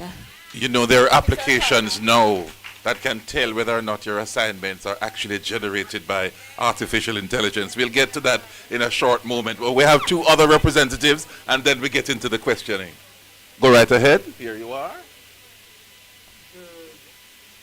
Good day, everyone. So, my name is O'Shane Ricketts, and I am the president of Shorty Teachers College. Where is Miss Malloy? Right. All right. So, can I be real with you guys? All right. So, at first, I didn't like AI. Reason being, I thought it was a means of cheating. And many teachers today becomes dunce, if I could say the word like that, because of AI. However, when I was invited to this forum, I had to do some research. And when doing the research, guys, I've ever wondered when something drops in a corner and you try to reach it, but it's very hard for you to reach it. You either have to move everything. Move by 10 seconds. To get something that's longer. I think now AI is that longer tool by which we can reach into areas of our students' life that is unreachable, sometimes impossible or harder, but makes them want to learn or even progress to their full potential. Thank you very much. And our final representative, your 30 seconds. Good morning, everyone. Good afternoon. Good afternoon.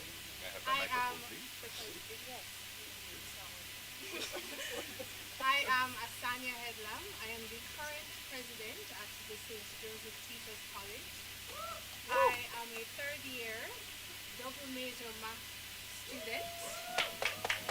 And what AI means to me is it like my colleagues had mentioned before, it is a tool that helps us in the classroom to reach our students in the most effective ways possible.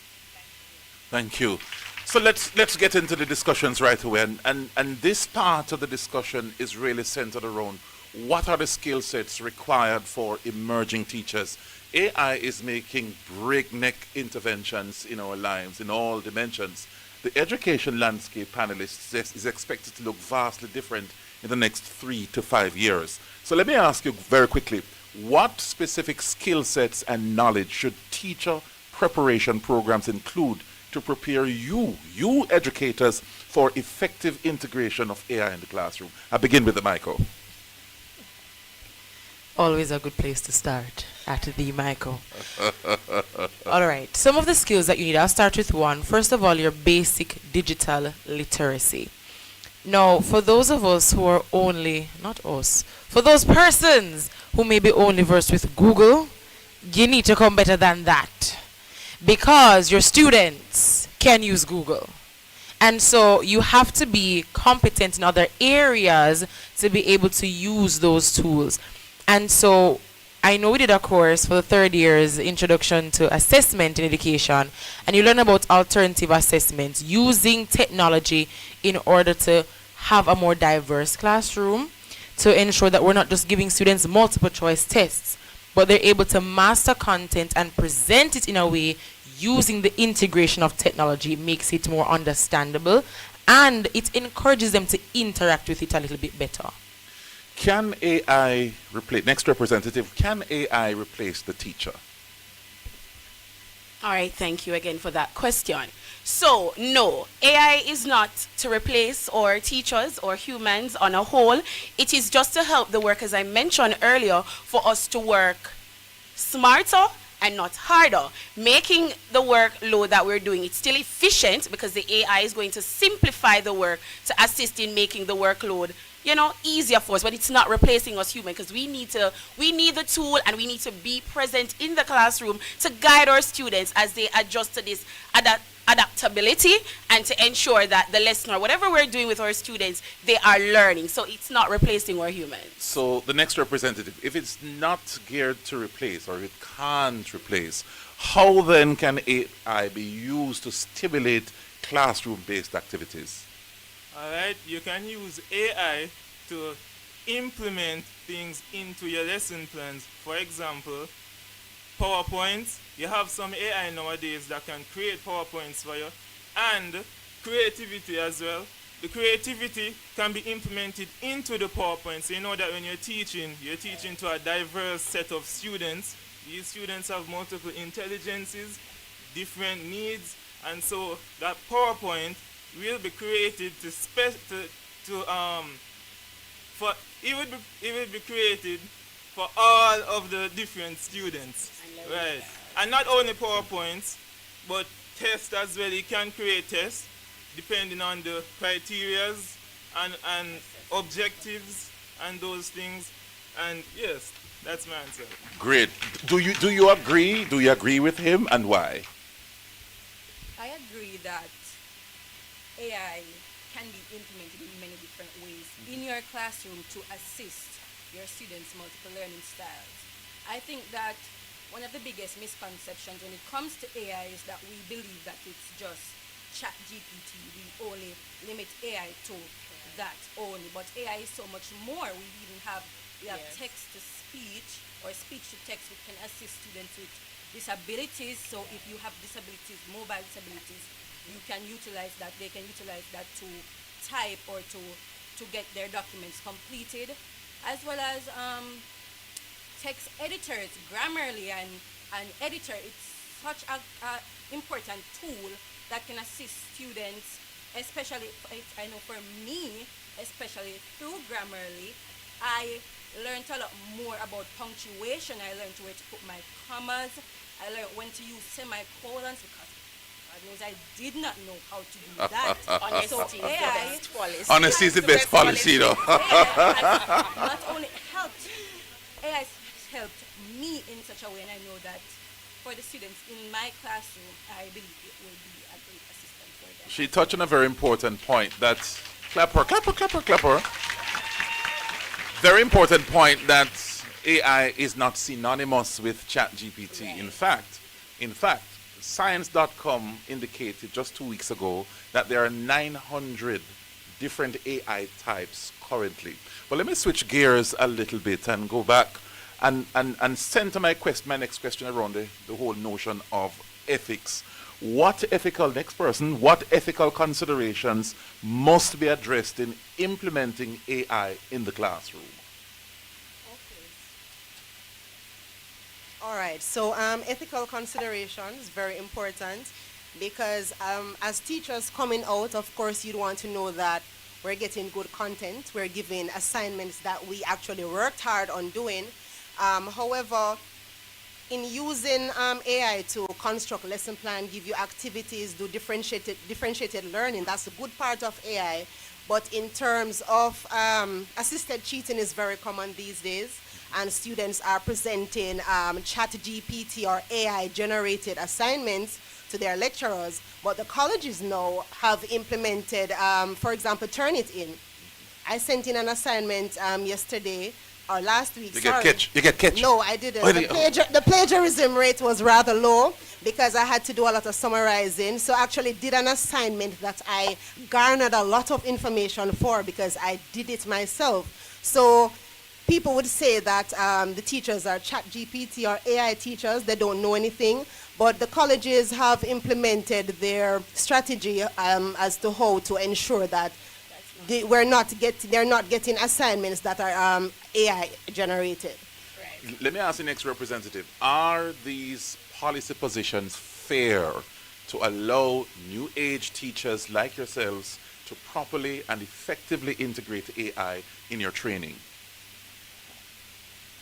All right, to answer that question, I think it is very much fair because as teachers, we have to be academically honest. We have to be fair because these are some of the things that we want to emulate in the classroom. We want our students to understand that even though there's information out there, we are not the original creators of such information. And so we have to be very careful in terms of how we use it because there can be a lot of problems derived from this. So I believe that Turnitin and several other means, it will help us, it will train us as we go forth in the classroom to train the students how to properly, because I realize that, especially in the high school system with SBAs and all that, many of the teachers are complaining that the students just copy and paste information, and so I believe that they need to be properly aware and sensitized as to how to use it within the classroom. One little nugget of wisdom for you. Whatever you generate in AI becomes your content. But I want to switch gears a little bit to the next representative. What constitutes cheating in the age of AI?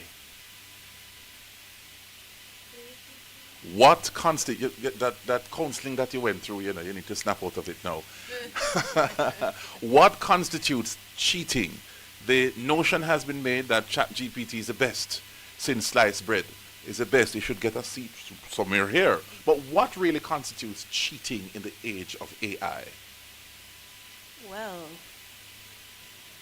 to me, I think that when you just basically just take the information from the chat GPT and just paste it in, I think that is cheating. Whenever I use AI, what I do, I read first and then I say, all right, this is what I understand from it. Then I will just say, all right, if the cat is black, I will say, all right, the cat is black, but he has a different shade of black with it. So what I do, I put it in my own words. Wait, look here, you're a dangerous woman, you know. So I put it in my own words, and what I get to understand is that even the Turnitin, when we use the Turnitin, even when the work is our own, they tell us that we are using someone else. You understand? So what I do, I hope no lecturers is here, but what I do, I use another app. You know? I won't say the app. So that is a trick. No, it's not. You know. But you know, we have no to. one know the trick. You understand me? So we have to go around it a little bit. You know what I'm saying? But that's what we do. No one know the trick. Let me get my notebook and write that down. I didn't know at all. Thank you very much for that response. Still on the question of ethics. Next representative from Shortwood. How can teachers be proactive in protecting privacy in the use of AI? So, in protecting privacy, we have to ensure that we keep the space from the personal level.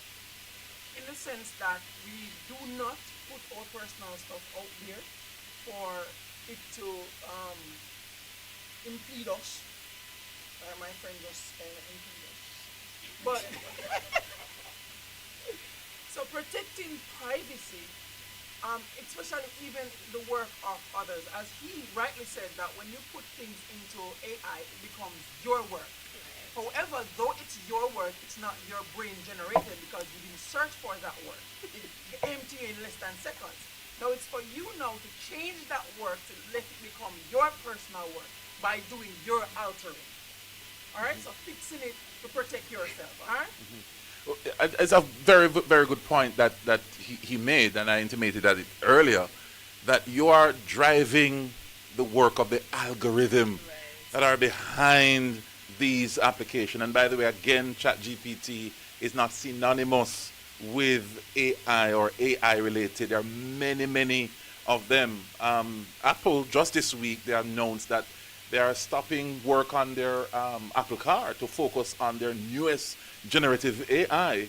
And it still raises questions of the ethics around it, data privacy, and so on. But let me just jump over quickly to the other representative, still looking at the question of bias and ethics and so on. What else can be done by college administrators, by our leaders, the government, the governance system, to protect us, the citizens, from bias caused by the use of AI? Teacher's voice. We don't have a lot of microphones. So even though we're living in a world where technology is evolving rapidly, so our students will never ever go back to just regular pen and paper information, right? So we have to do as future educators and as persons who are in the administrative staff and so on, is ensure that probably we familiarize ourselves with AI, we use it, we see how best it can help our students or hurt them, so that we can guide them in the way that would make them a bit more ethical person. So usually, I know ChatGPT is not the only. Thank you. I know that ChatGPT is not the only AI there is out there. Of course, you have software that summarizes your and rephrases your ChatGPT words, but I will not mention them for the sake of yes. So if at all you are going to be using AI, always remind your students or remind yourselves that you need to probably go and look at what is being said and try to link it to an actual source, because ChatGPT, remember that AI is programmed by people, and AI itself takes from sources and will present it to you in a format that you can use to give to your lecturers.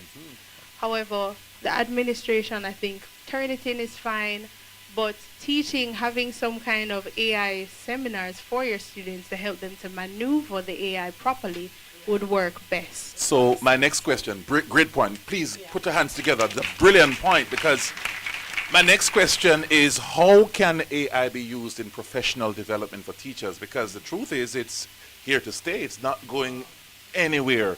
And the face of tertiary related education has changed forever. So how then can AI be used in professional development for teachers on a continuous basis?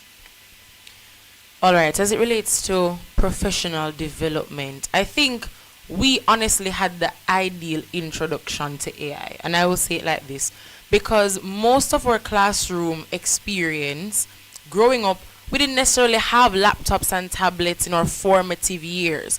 So we developed certain skills, certain knowledge, attitudes independently using our own brain power. And so what AI is doing now is enhancing that. And that is what I believe should be introduced to teachers, not pawning off our work onto AI, but using it to enhance the skills that we should already develop. And I think it ties back into the whole ethical consideration of students using it. Because at the end of the day, if all they have done at school is to turn in assignments, then they have failed.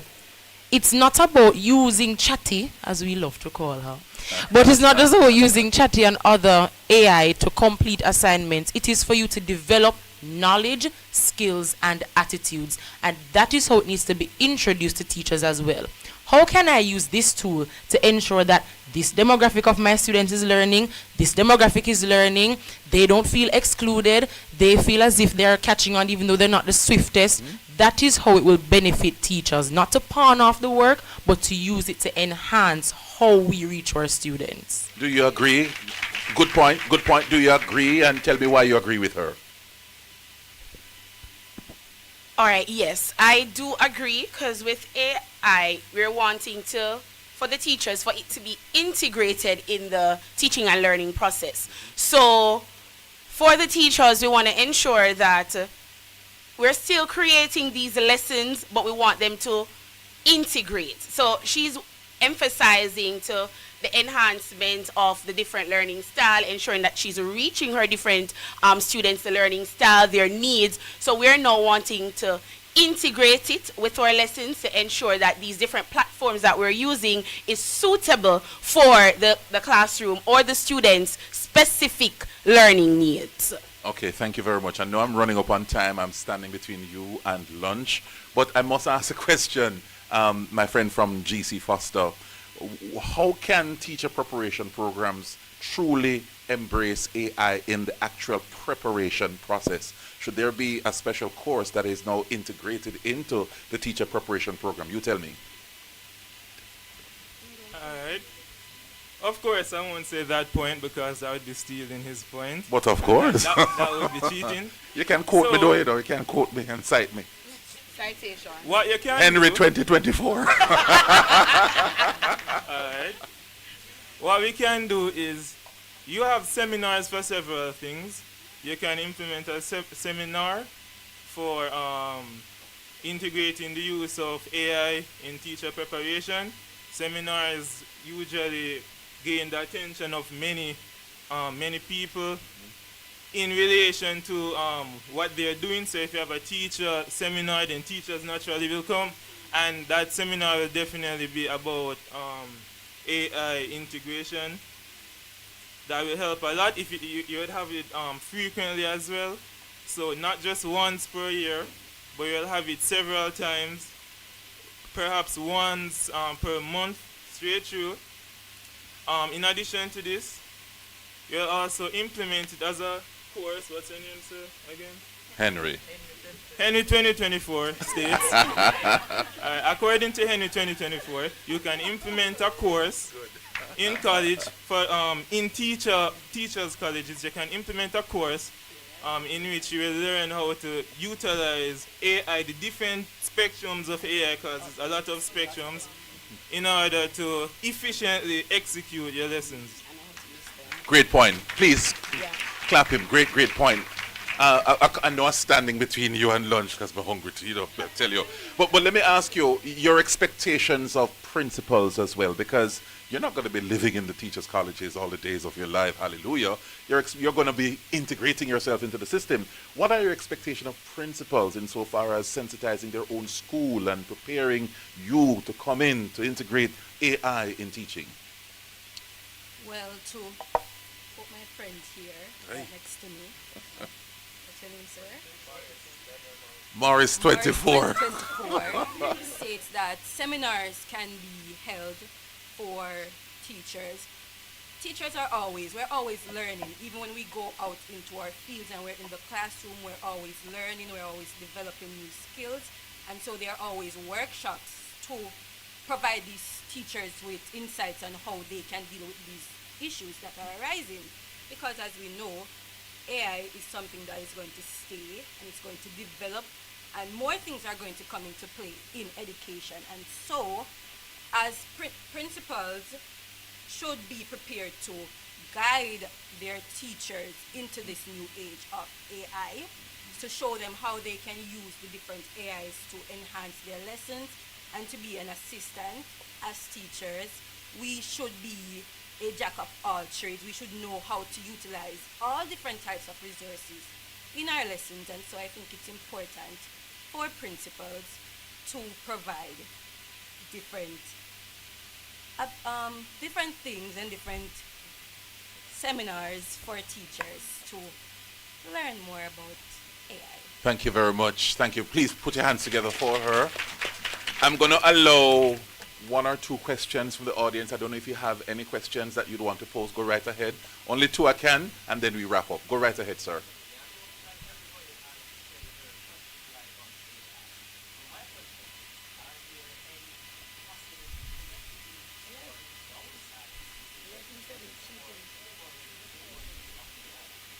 Who wants to take that one? Mr. GC Foster, go right ahead. Now, of course, AI is used to gain a lot of information, right? Such as the infamous ChatGPT. Now, ChatGPT itself will say that this information isn't credible, right? So, if we abuse this information and misuse it, such as copy and paste and just throw it in our lesson plans, some of the information will definitely be incorrect, so we'll be teaching the wrong things on several occasions. That will naturally, eventually, damage the educational sector. So what we must do is, of course, it's best that we incorporate ChatGPT into our learning and our teaching. What we must do is we must carefully use it, and we must use it with absolute precision. Proofread it, proofread everything. You as the teacher will have the knowledge. Make sure you look through everything, get rid of the garbage, keep the good things, and that is it. Hence the need for continuous professional development. Very, very good. Thank you for your question, sir. Brilliant question. Go right ahead for me. I'll take a third and then I promise to close. Go right ahead. Good afternoon.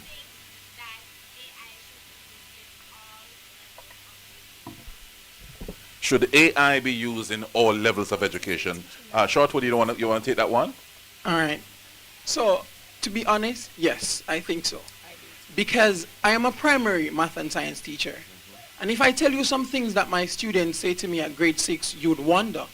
And I have a niece who is 4-year-old, and if you hear some things she say to you, so it then asks the question, can it be that we create a curriculum that stems from not only high school or the tertiary level, but from the basic school level? Because if you check with other countries, they start their students using AI from as young as they can hold a laptop in their hands.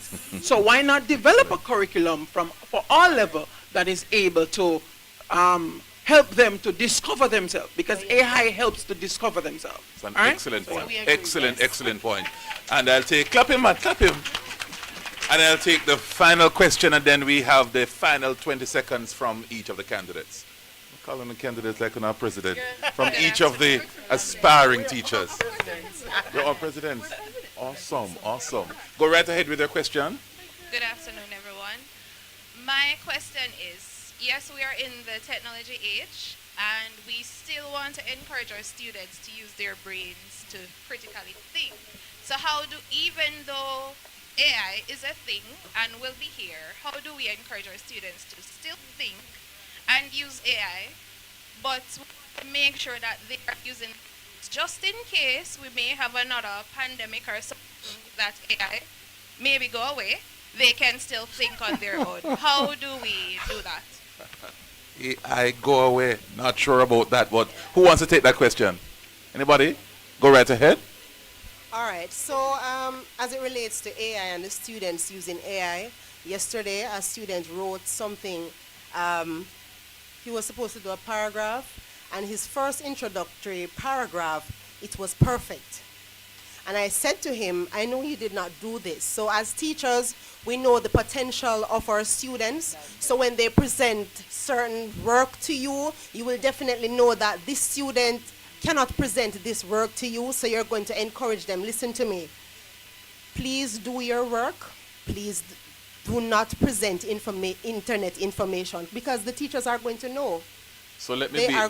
Let me be troublesome for a moment. If it is that we're utilizing the facets of this technology, why is it then that we're flipping and using a notion that it is negative to present the very same work that you as student teachers are using in your preparation to become teachers? Wouldn't you be hypocritical in that instance? Yes, slightly. Let me tell you what happened. In terms of using AI to construct your lesson plans or to give you activities or to use in IEP, which is individualized education program. That is the good part of it. Yes. But when you think about your students presenting you AI-generated work, I think that's the part I worry about, to be honest with you. I got it yesterday. Each year, we produce almost 30,000 students for GSAT. 10% of them have learning disabilities.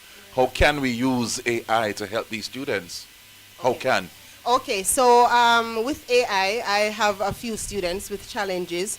So I actually use ChatGPT to offer differentiated learning. ChatGPT so need a medal. No, what happened, funny enough, I'm hearing about the other AI platforms, but ChatGPT has been so good to me, I'm yet to try the others. So I use ChatGPT based on for example, I have a student who has decoding issues. I would say, all right, I'm doing a lesson on homophones or another topic. Create a lesson plan or some activities that would cater to the student who has decoding issues. So it really assists in differentiated learning because when I reflect on 30 something years ago when I was at primary school, I am thinking that the teachers could have done so much more. It was one size fits all. But with our knowledge now, with using AI and differentiated learning, we'll be reaching everybody because everybody learn differently. So back then, they used to say students are done. So when I look back now, I'm like, these students were not catered to. They were not catered to any at all. Principal Kocho would be very proud of you. All right, so we're going to wrap up now. I'm hungry. Yes, sir. We're going to wrap up now. So each candidate, each representative, they'll have 20 seconds as they close out to say what AI in the future will look like. Starting with the Michael. Your outlook. All right. AI for the future will be a resident assistant and not to take over. And I'll speak to the context of education. Remember that the aim is to not just produce work, it's to produce people. They are coming through your hands, not just to submit something and get a grade. This is our society. And so they look to us to see how we use these things to really navigate it themselves. So if they see us using it as just a pawn of something, that's what they will do. That is your 20-second. Next person. Next person.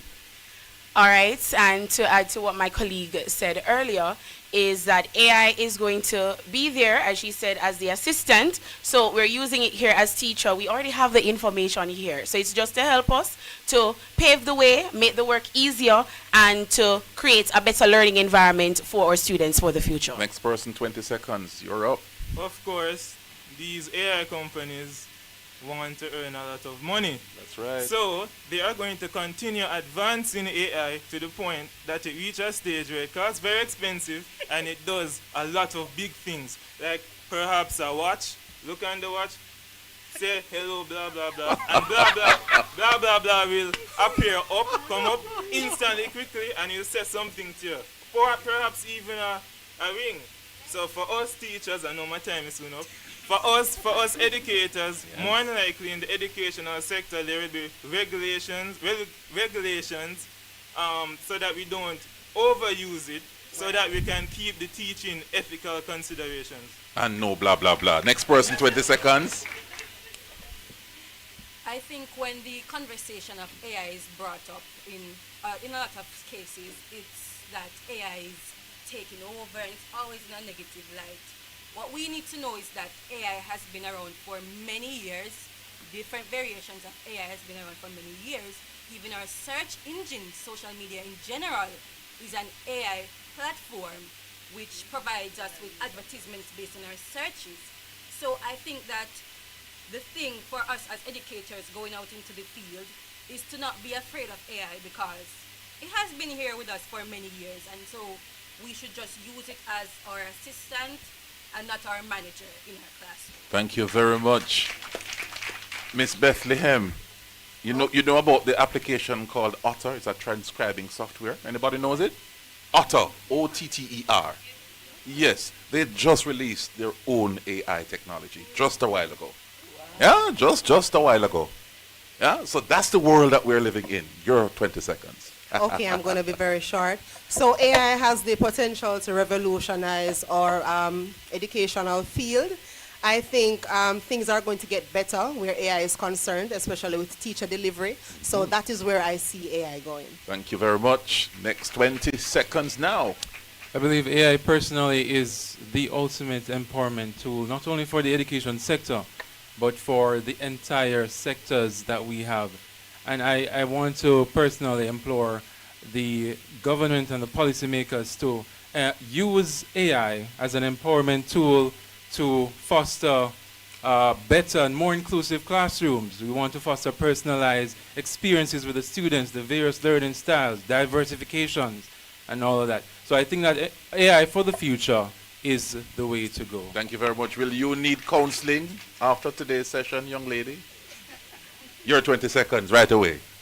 Well, to me, AI for the future, as teachers in training, it will help us to improve our quality of education, and also it will help us to identify different learning styles for our students and adaptive learning. All right, thank you very much, Mr. You want to go first? Go right ahead, and then we'll close out with the short one. All right, so my belief is that AI will continue to evolve and change because, to be honest, we've been interacting with AI since we were younger. Hey Siri, and Siri pops up. Alexa, Alexa turns off the lights. So it's not going to go anywhere, but I think that we're going to be more AI literate in the areas of course, AI, and we're going to move on with our technology, and the teachers are going to be able to be more adaptive when it comes to AI. That's my Let me excite your knowledge a little bit. AI has been around from 1956. Yes, Man I'm named aware. Darmo. Yes. We close out with Mr. Shortwood. All right. So we have the gun. And the gun that we have is that we went through 4 years of rigorous training and a lot of hardship. Now, AI, we should see it as an ammunition for us to fire against saying that students can't learn or they're dunce, because it helps to tailor information that suits their needs and meet them at their lowest point of need. Because sometimes we have some students that we think can't learn, it's hard to learn, but AI helps to improve the way we see them and the way that we help them to learn. Thank you. Thank you very much. Please put your hands together. We had a really brilliant panel. The deep dive into the world of AI, and specifically around the theme of teacher preparation, has been so helpful, refreshing, and breathtaking. Please put your hands together again for them. Brilliant, brilliant, and the future definitely looks bright for education. Ladies and gentlemen, thank you so very much. You've been an awesome, awesome audience, and enjoy the rest of the program that they have lined up for you. Thanks again. Thanks.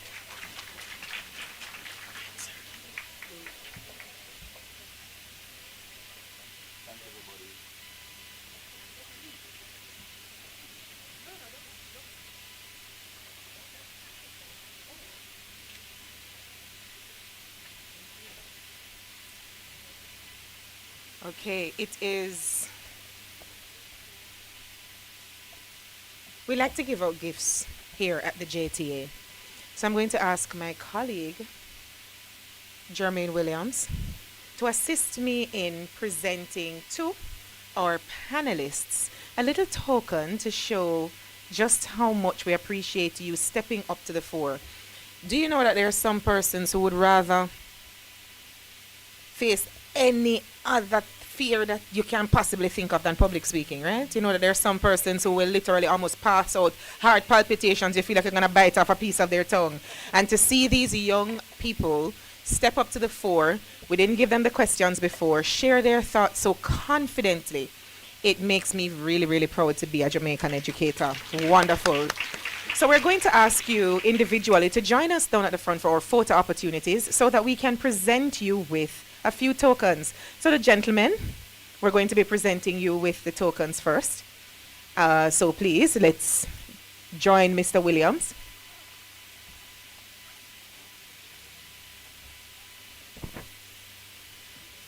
And when you see what we have in store for you, I'll meet you around the back because I want one. All right. So we're going to be asking our guest speaker, Ms. Cruikshank, to please present on behalf of the JTA tokens to our presenters, gentlemen, right here in the center so that we can have our photo ops. And while they're doing that,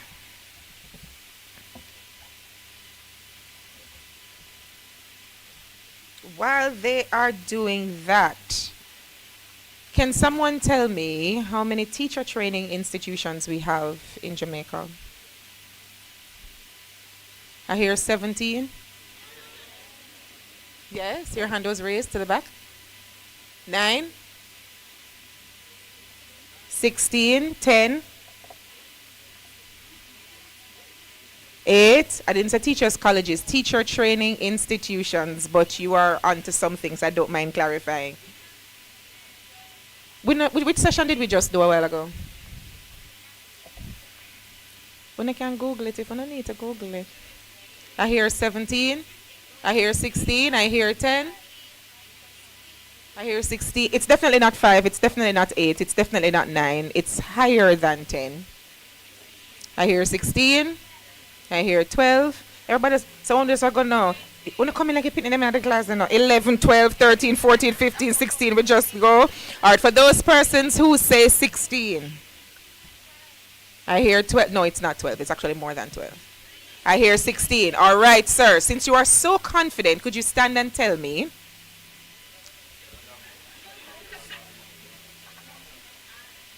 When I was in the Ministry of Education, we had this game that we used to play. It used to be, ladies, we're going to ask Dr. Chin to please assist us in receiving tokens from the Jamaica Teachers Association for your participation on the panel. We used to have this game that we play, that you should try to watch the body language of the teachers and guess the level at which they teach. So can somebody tell me what body language we would use to say that someone was probably a teacher who spent a significant time at grade 7 to 9? Somebody said the shoes. Lord God. What? On the door so we look stressed. Don't do that. No, seriously, if you were to look at the body language of a teacher and guess the level at which they teach, what body language would you be looking for to say this person probably has taught grades 7 to 9 for a little bit? Yes. What does that mean? What about how they deliver would make you say this person has probably taught at 7 to 9 versus 10 and 11? The tone. What? Okay. What would make you say that this person teaches 10, 11 and probably spent a little time at 12 and 13, the post-secondary level? The complexity of the language. What would make you say that this person has taught early childhood for a while? Repetitive. Early childhood teachers in the room. Okay, hold on. Now, like I tell my students, I have this affliction and I need you to be kind to me. I cannot multi-listen. It is a weakness and I'm working on it, but I'm not very good. So you're going to have to help me. Somebody says that they simplify what they're saying, so the sentence is usually a little bit shorter, using much simpler language. Yes, anybody else? What would we use to identify someone who would have taught at the early childhood level for a while? Yes, you had raised your hand. I think you have a splint or something on your arm. Yes. Energetic. So when they have to present, how do you think they usually present? Very animated. They usually use a lot of their games. We usually say too that they're more paced in how they speak. At the higher levels, we usually say that they usually talk very fast, very complex data. You want to have the lived data. You want to have the lived experience delivering the curriculum across multiple levels. It really is very useful. We are up on that time of the program where we're going to pause, refresh ourselves. We ask that you try your best not to sit completely with the persons who you're already familiar with. So we want you to get at least another 2, 3 number. And I'm going to take, this is not speed dating. So, but we do think networking is important. So we do want you to get some contact information for your colleagues as well. Now, because of how lunch is going to be done, we cannot possibly serve everyone at the same time. Fair enough?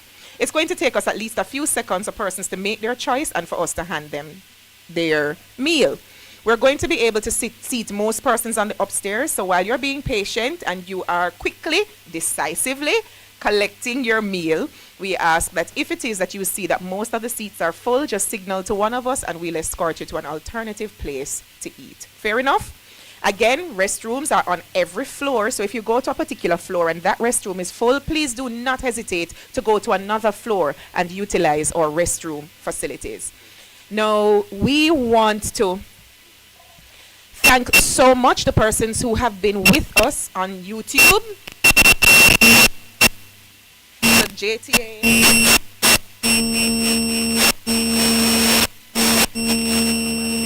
Feedback. We want to thank the persons who would have been joining us on YouTube. If it is that you have persons back in your clubs, back at your colleges, obviously we couldn't have everyone here. Send them off the link and ask them to simply join us at JTA, Jamaica Teachers Association. Type that into your YouTube search, and of course that will pop up. We are going to be asking persons to note that we're going to be having volunteers, 6 males, 6 females, to be interviewed. Some of those interviews will be aired immediately after this particular session, and some will be aired nationally on, of course, Teacher's Time. So let's please stand, and we're going to quickly pause, acknowledge where we are, whose we are, and give thanks in true Jamaican fashion. For lunch, again, we ask that you exercise some patience with us. We're going to try to have everybody served as quickly as we can, and then we will resume at 1:30. Okay? So at this particular time, now that we're in the frame of mind for prayer, I'd like to invite Mr. Nash to offer grace on behalf of the group. Mr. Nash?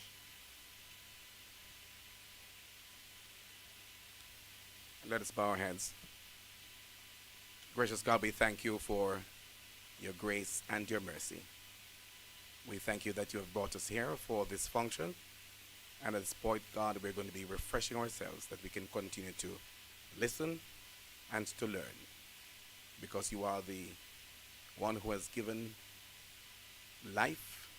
And you ask, God, that as we continue in this life, that we should feed our bodies the food that has been prepared. We pray that you bless it to our bodies and our bodies to your service. We ask all in Jesus' name. Amen. Please enjoy lunch. Lunch is going to be served on the 3rd floor, so please be invited to take the stairs. We are going to be moving a few chairs, so for the first set of persons, you can dine inside or outside, and we ask that as soon as you're finished, given the large number, that you quickly move back to this location so that we can start on time.